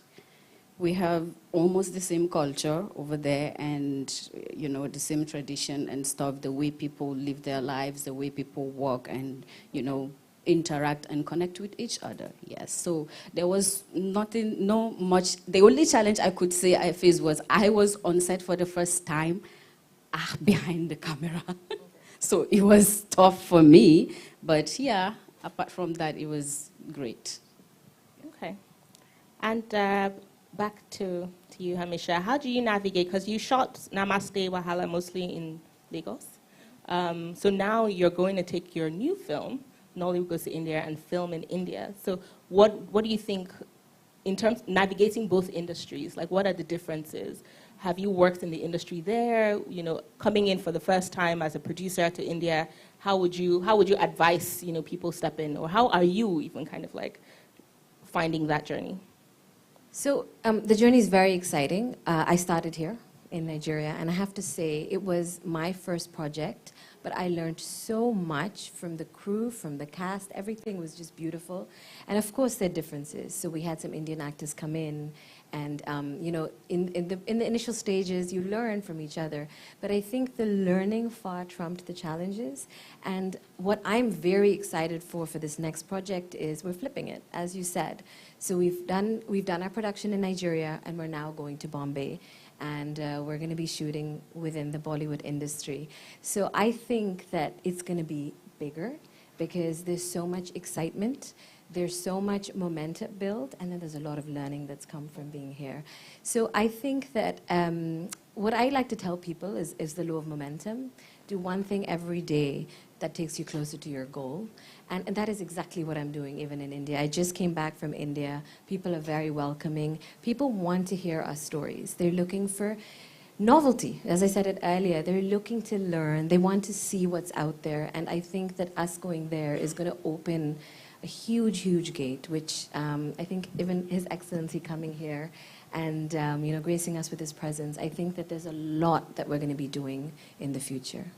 Okay, great. So back to His Excellency. So looking further beyond beyond this film and this production, how do you think we can start to foster relationships between producers, Nigerian producers, and Indian producers? Is there? I know you're still very early in, but is that something you're also looking to do in terms of fostering cultural relationships? Yes, certainly. See, Bollywood and Indian movies have actually gone abroad in a big way. Most of their movies are sometimes shot completely outside, or at least we have something called as songs in movies. When I first went outside, somebody said that, why do you run around trees singing songs in the middle of some movies? Can't you date normally like others do? So just for the songs alone, people have been going out of the country to various locations abroad. Nigeria having such a wonderful scenery, such wonderful geography over here, I'm sure this can certainly be, it has not been exploded. That is one area wherein we can certainly shoot movies in Nigeria, like how Hamisha is now shooting movies in India. So that is one aspect of both culturally exposing Nigeria and Indians to Nigeria, Nigerians to India. as well as production-wise, it would help in terms of commercial cooperation between both the countries.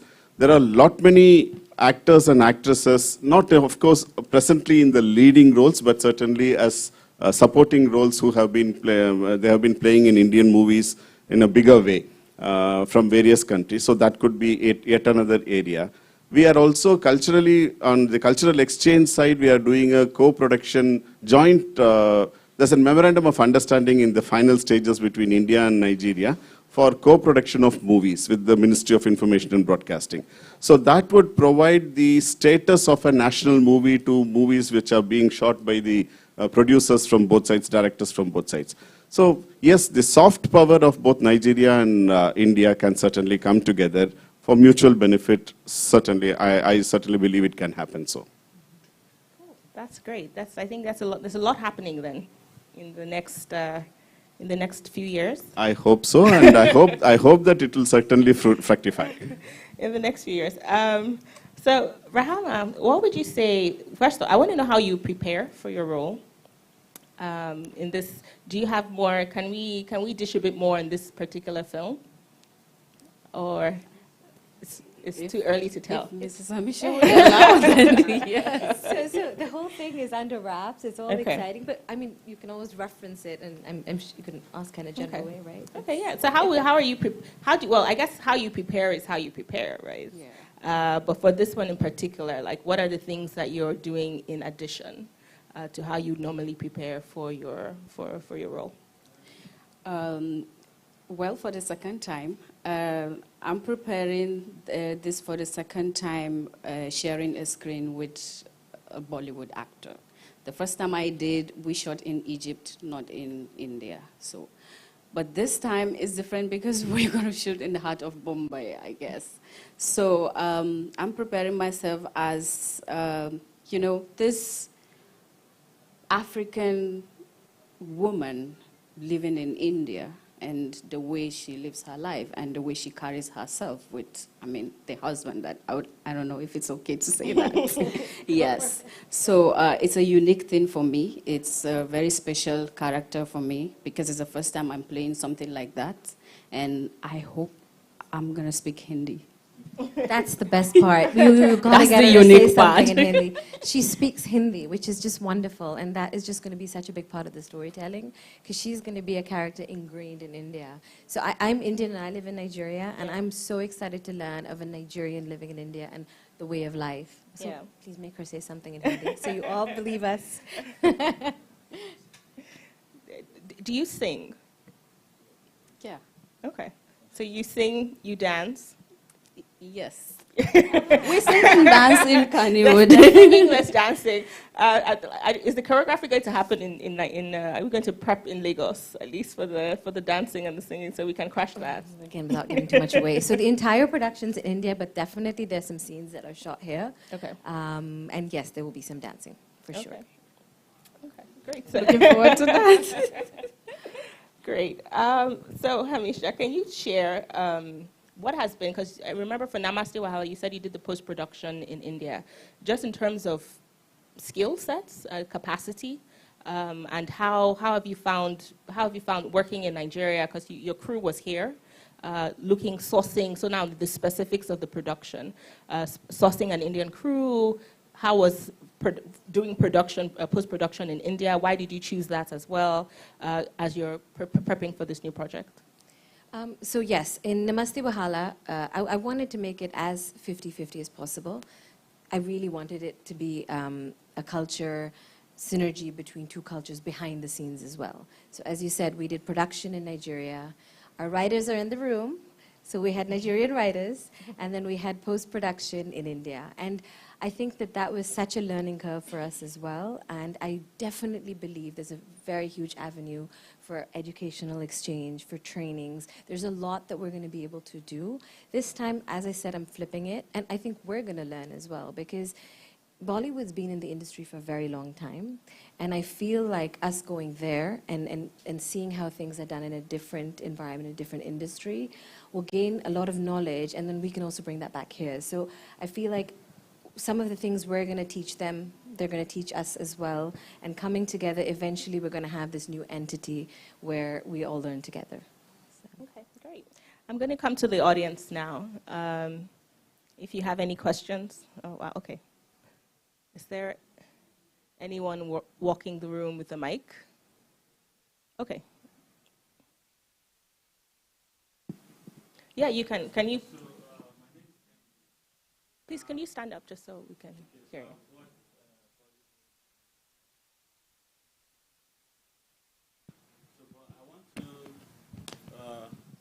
No, what has helped the Bollywood industry that we can, I know we can both learn from each other, that we can learn. Do you have, because I've seen your stuff on Netflix and the stories are amazing, and you try to even improve social justice stuff that are interesting to me beyond the love storylines. What has helped the industry to grow despite the challenges that I know you could be facing over there too, that we can learn here? So Hamisha is here. Just to clear, she's a producer based in Nigeria. But yes, you can take the question. So yes, as she said, I'm based here, but India in general has a very, very big population. They have been in the industry for very, very long. You know, the cinema industry came in a lot earlier. So, you know, sometimes things happen, like with the COVID pandemic. The cinema industry was already set. It was already a big part of the culture. And then you had the streamers come in. Over here, the industry was booming with cinema, and then the pandemic hit. So we're now trying to pick up again.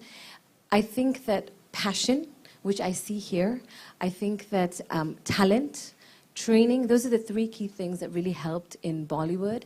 And I see it here. I feel like Bollywood was where we are right now, and we are going in that direction. So really, really, I think in the next 3 or 4 years, we will be competing. And if I'm not mistaken, I believe Nollywood movies have taken over in volume compared to Bollywood movies right now. So the sky is the limit at the moment.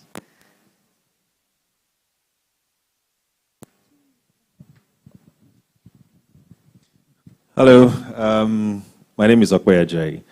So Namatse Wahala went straight to streaming. Just wondering if this your new film will have a cinema run. As you can imagine, I'm very interested in that. So thanks for that question.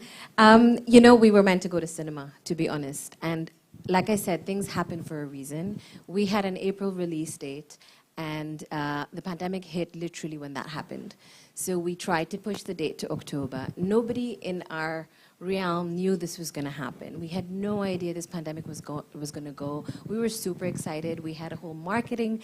We were all ready to go to cinema, and then it sort of delayed. So this is why we went the other route. Now, you asked me a question. You asked if it's going to cinema. The one thing that I have not told anybody, or have not ever actually said, is it's not necessarily a movie we're shooting. So I'm going to leave you with that, and maybe you will guess whether it's going to cinema or not. But just to follow up on that question, though, what has been the reception in Nigeria, please, Mr. Ajayi, for Bollywood films in the cinema? I mean, we haven't had a lot, so it's difficult to tell. I imagine that Namate Wala would have been a big hit in Nigerian cinemas. So it'll be interesting to see, I mean, for us, it'll be interesting to see if it's one of the films that sort of can re-energize the cinema-going culture. I think it's a fun movie to see, at least watching it on Netflix. And, I mean, I think it will be something that, it'll be worth the, I mean, and it's not an experiment, but worth the experiments to see how it will turn. But I will put my money on it to come to cinemas. That's what I would love to chat with you after and discuss this further, for sure. Thank you. Any other questions?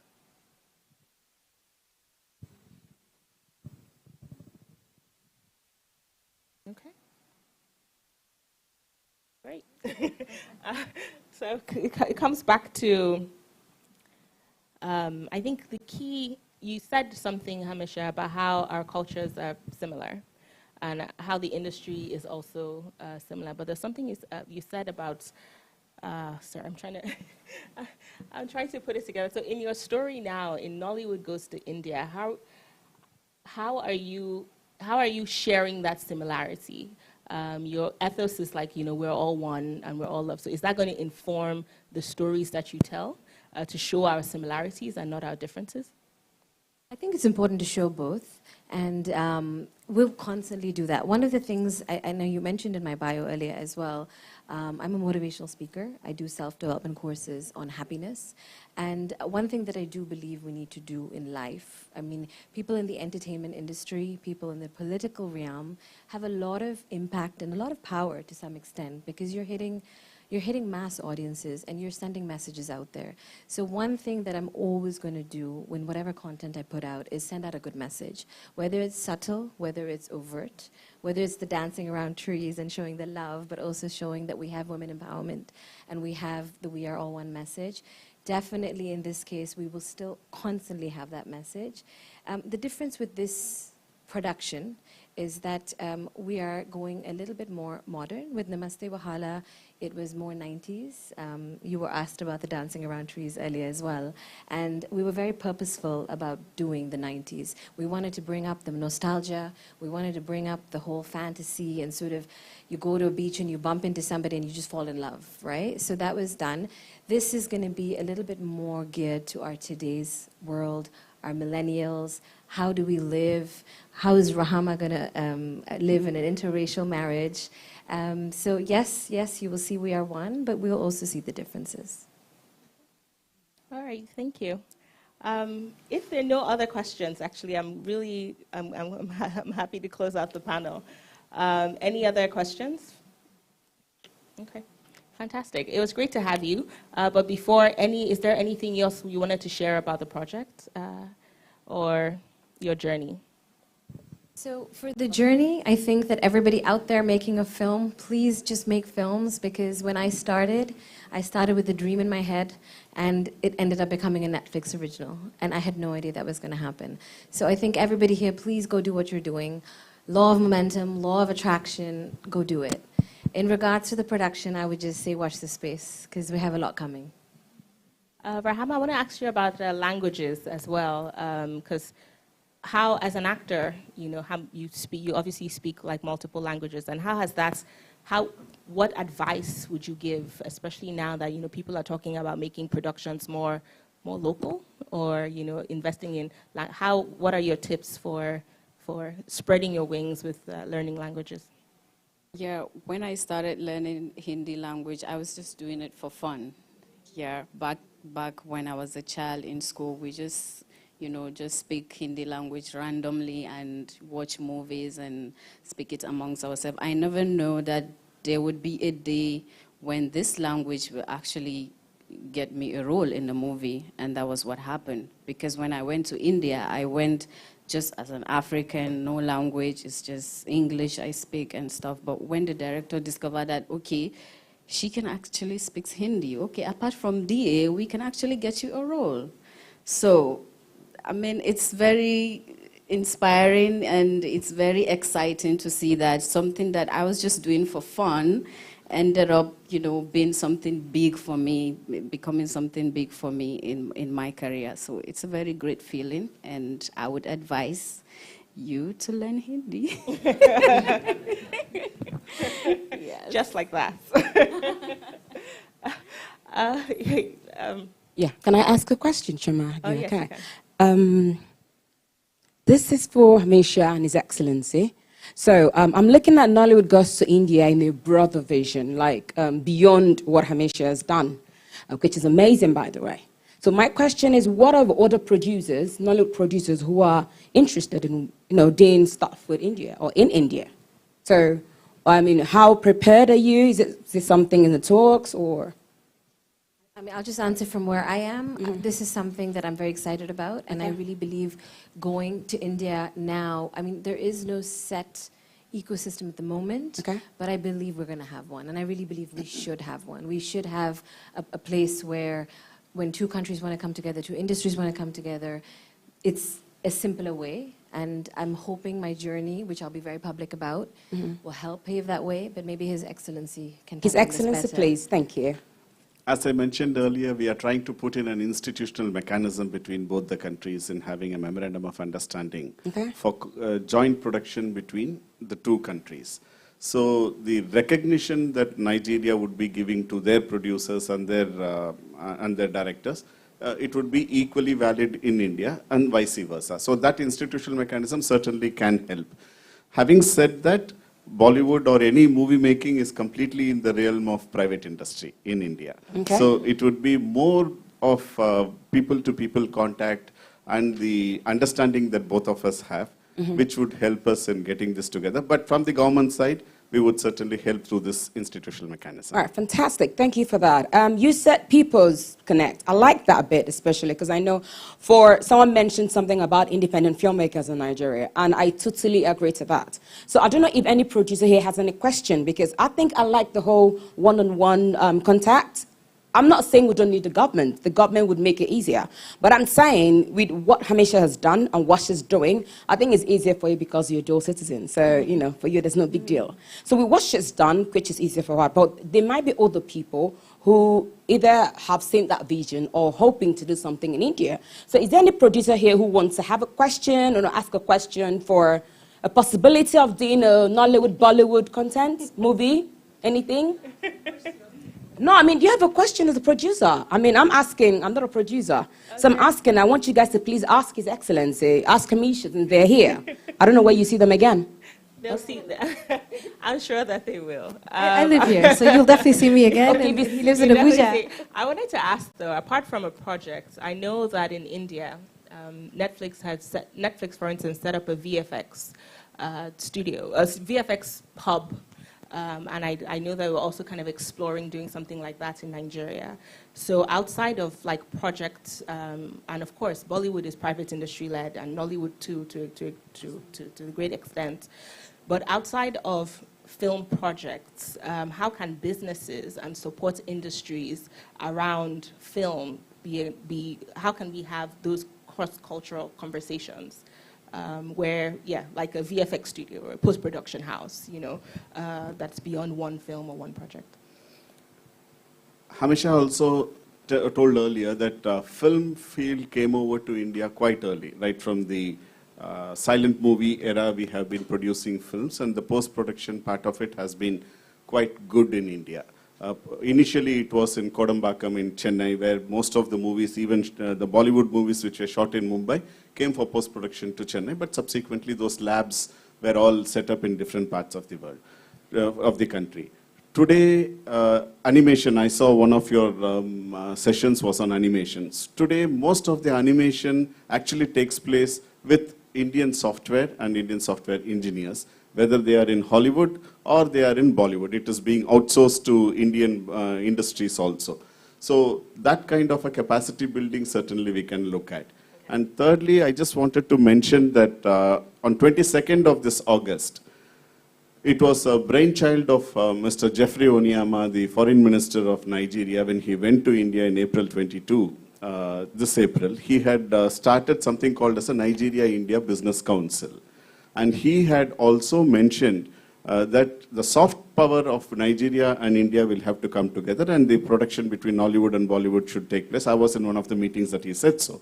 So his vision is quite there. And this NIBC was inaugurated in Transcorp Hilton in Abuja just on this 22nd of August. The second part of it is going to come in sometime in September, October, wherein the people who are in the entertainment industry, movie field, would be coming over here. They were supposed to come on 22nd also, but that would certainly be an opportunity for producers and other entertainment industry people of Nigeria to touch base with them, get in touch with them, and the people-to-people connect can take place, and world is wide open. That's fantastic. So that's in October. Or in September, I don't know. Okay, so that's happening tonight. So that's something to look out for. Thank you very much for your time. Thank you for being a part of this panel. Thank you. I'm excited to see what comes out of India, and for Nollywood to go to India, and for India to come to Nollywood. So thank you. Thank you so much for your time. Have a lovely rest of your day.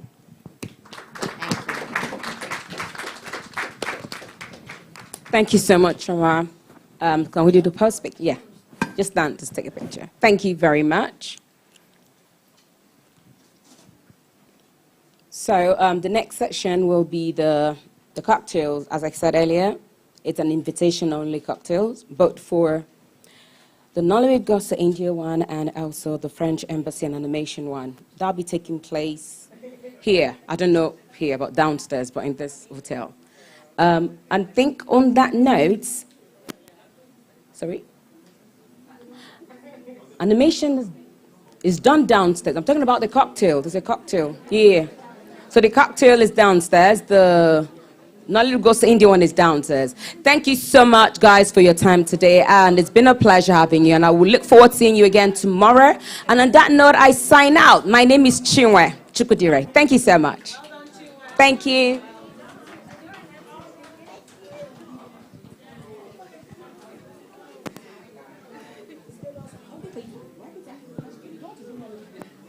I don't understand. Why did you ask about going to bring it? Did the guys meet you yesterday? Did you get five guys? Did they meet you? They were talking to me. I'm like, oh, you should see that lady. Yeah. I should have actually called you, but you were speaking to someone. Sorry. Yeah, they were asking me. Yes. No, she should speak to you, but you were speaking to someone. But I point This is my height, sir. I know exactly. And they would even, yeah.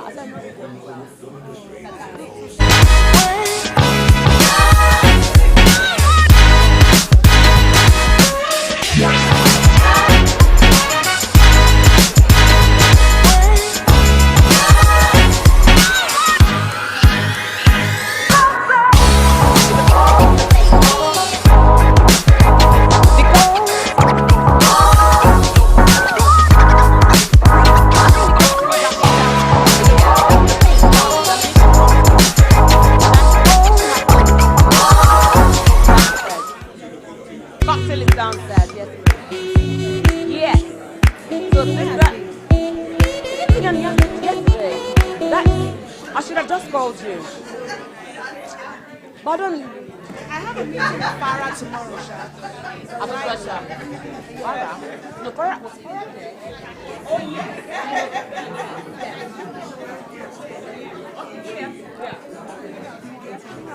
Yeah, Farah was there. That was one trailer and then production where lots of money and then I'm like, no,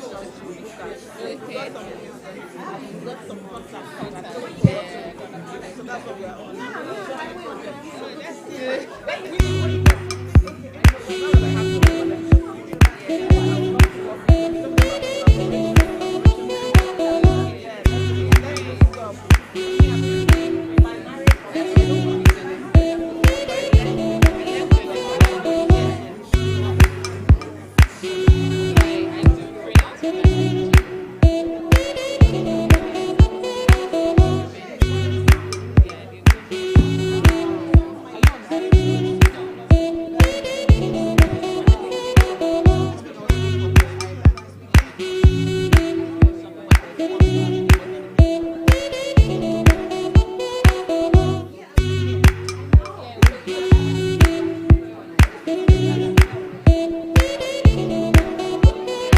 Whole here and there.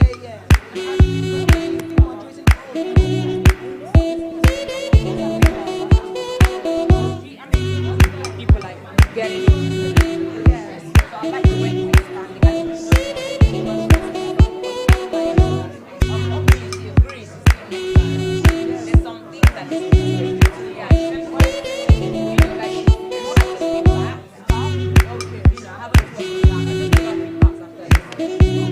Is that you?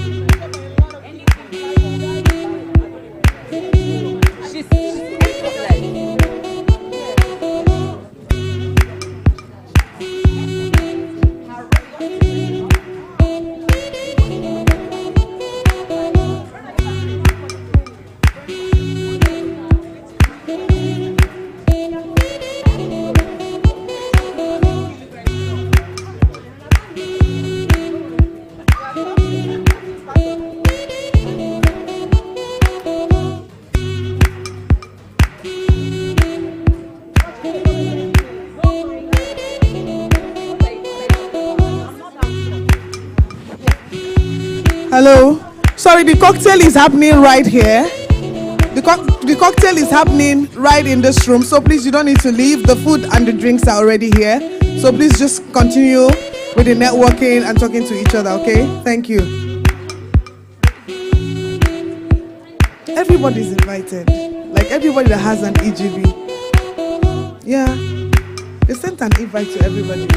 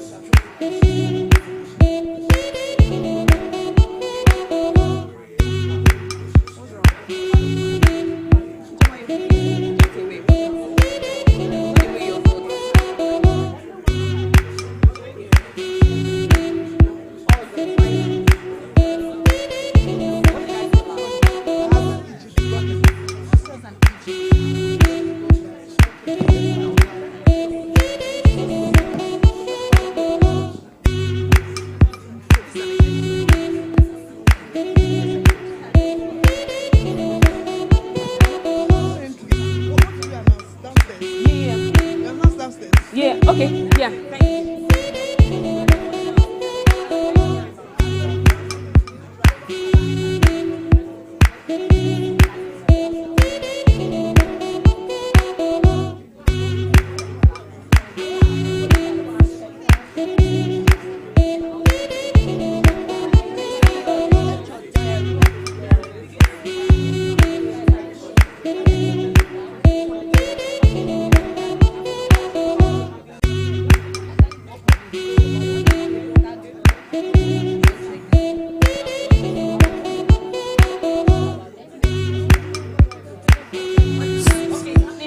Cocktail. Hello everyone. Technical, can we please mute the sound? Can you please mute the sound? Thank you. All right, guys, so I've just been rightly informed that the cocktail is happening here. The food is outside, so you can go up, queue up, and grab something to buy. Thank you. Go before he finishes, oh. Thank you.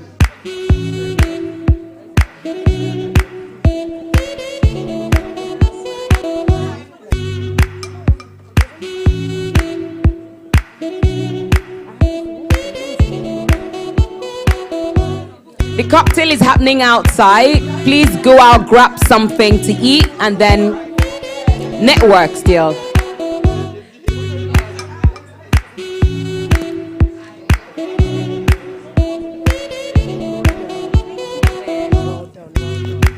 So when you plan,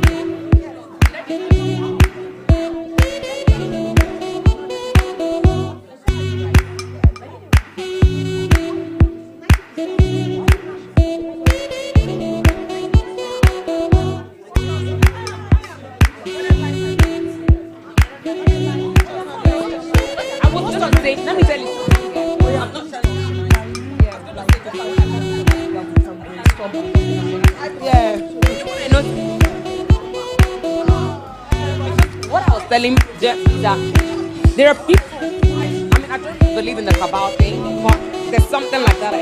But mine is that how do people get recognized? I feel like when I noticed you was Doba, I didn't know. And then the first time I saw you ever, I didn't know thank you. That was when I knew you were the one that had Doba. I mean, I didn't really like you. I don't really like you.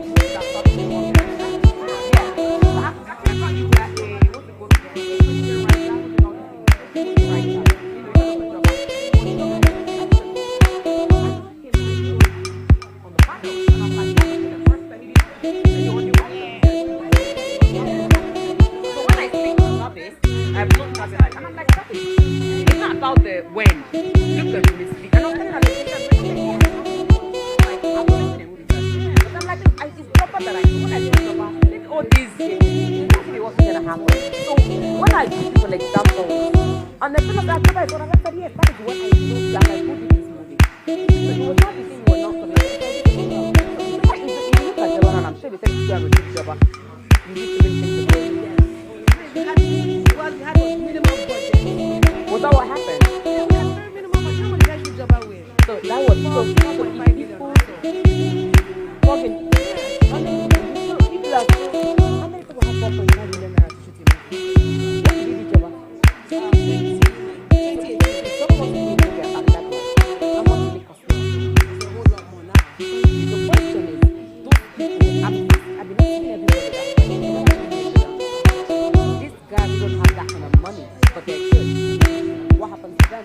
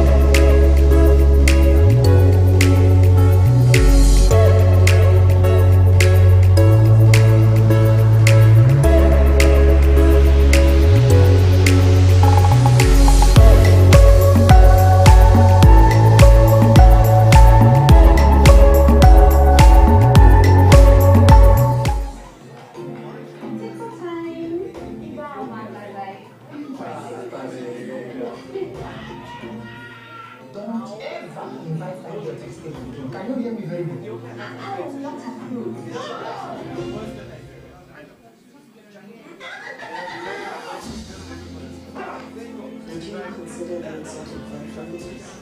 saving my apologies for it. I'm not saving life on the U side. I am so tired of you side men whipping havoc on the C side. Can you please point me in the direction? There shall be held a royal feast. Every maiden in the kingdom will be in attendance. I was wondering if I would attend the royal feast too. What did you just say? Must present your bride at the end of the Indian festivities. The clock is ticking. Caleb, I know you can get the eye of the prince. Don't you convocation whispers about the princess of the night? There is a special ceremony going to refill my way for a stranger we just met.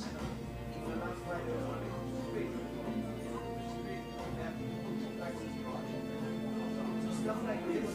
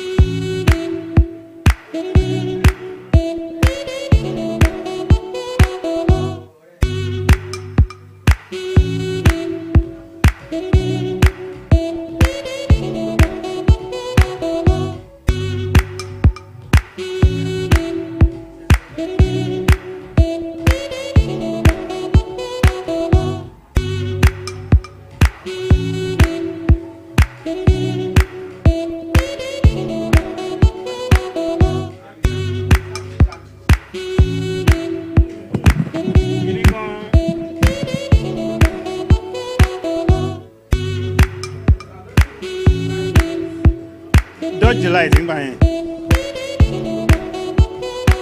Ó lè fẹ́ ṣe short video náà ní dédé. Kọ́kọ́ ya fọ́tò ṣá.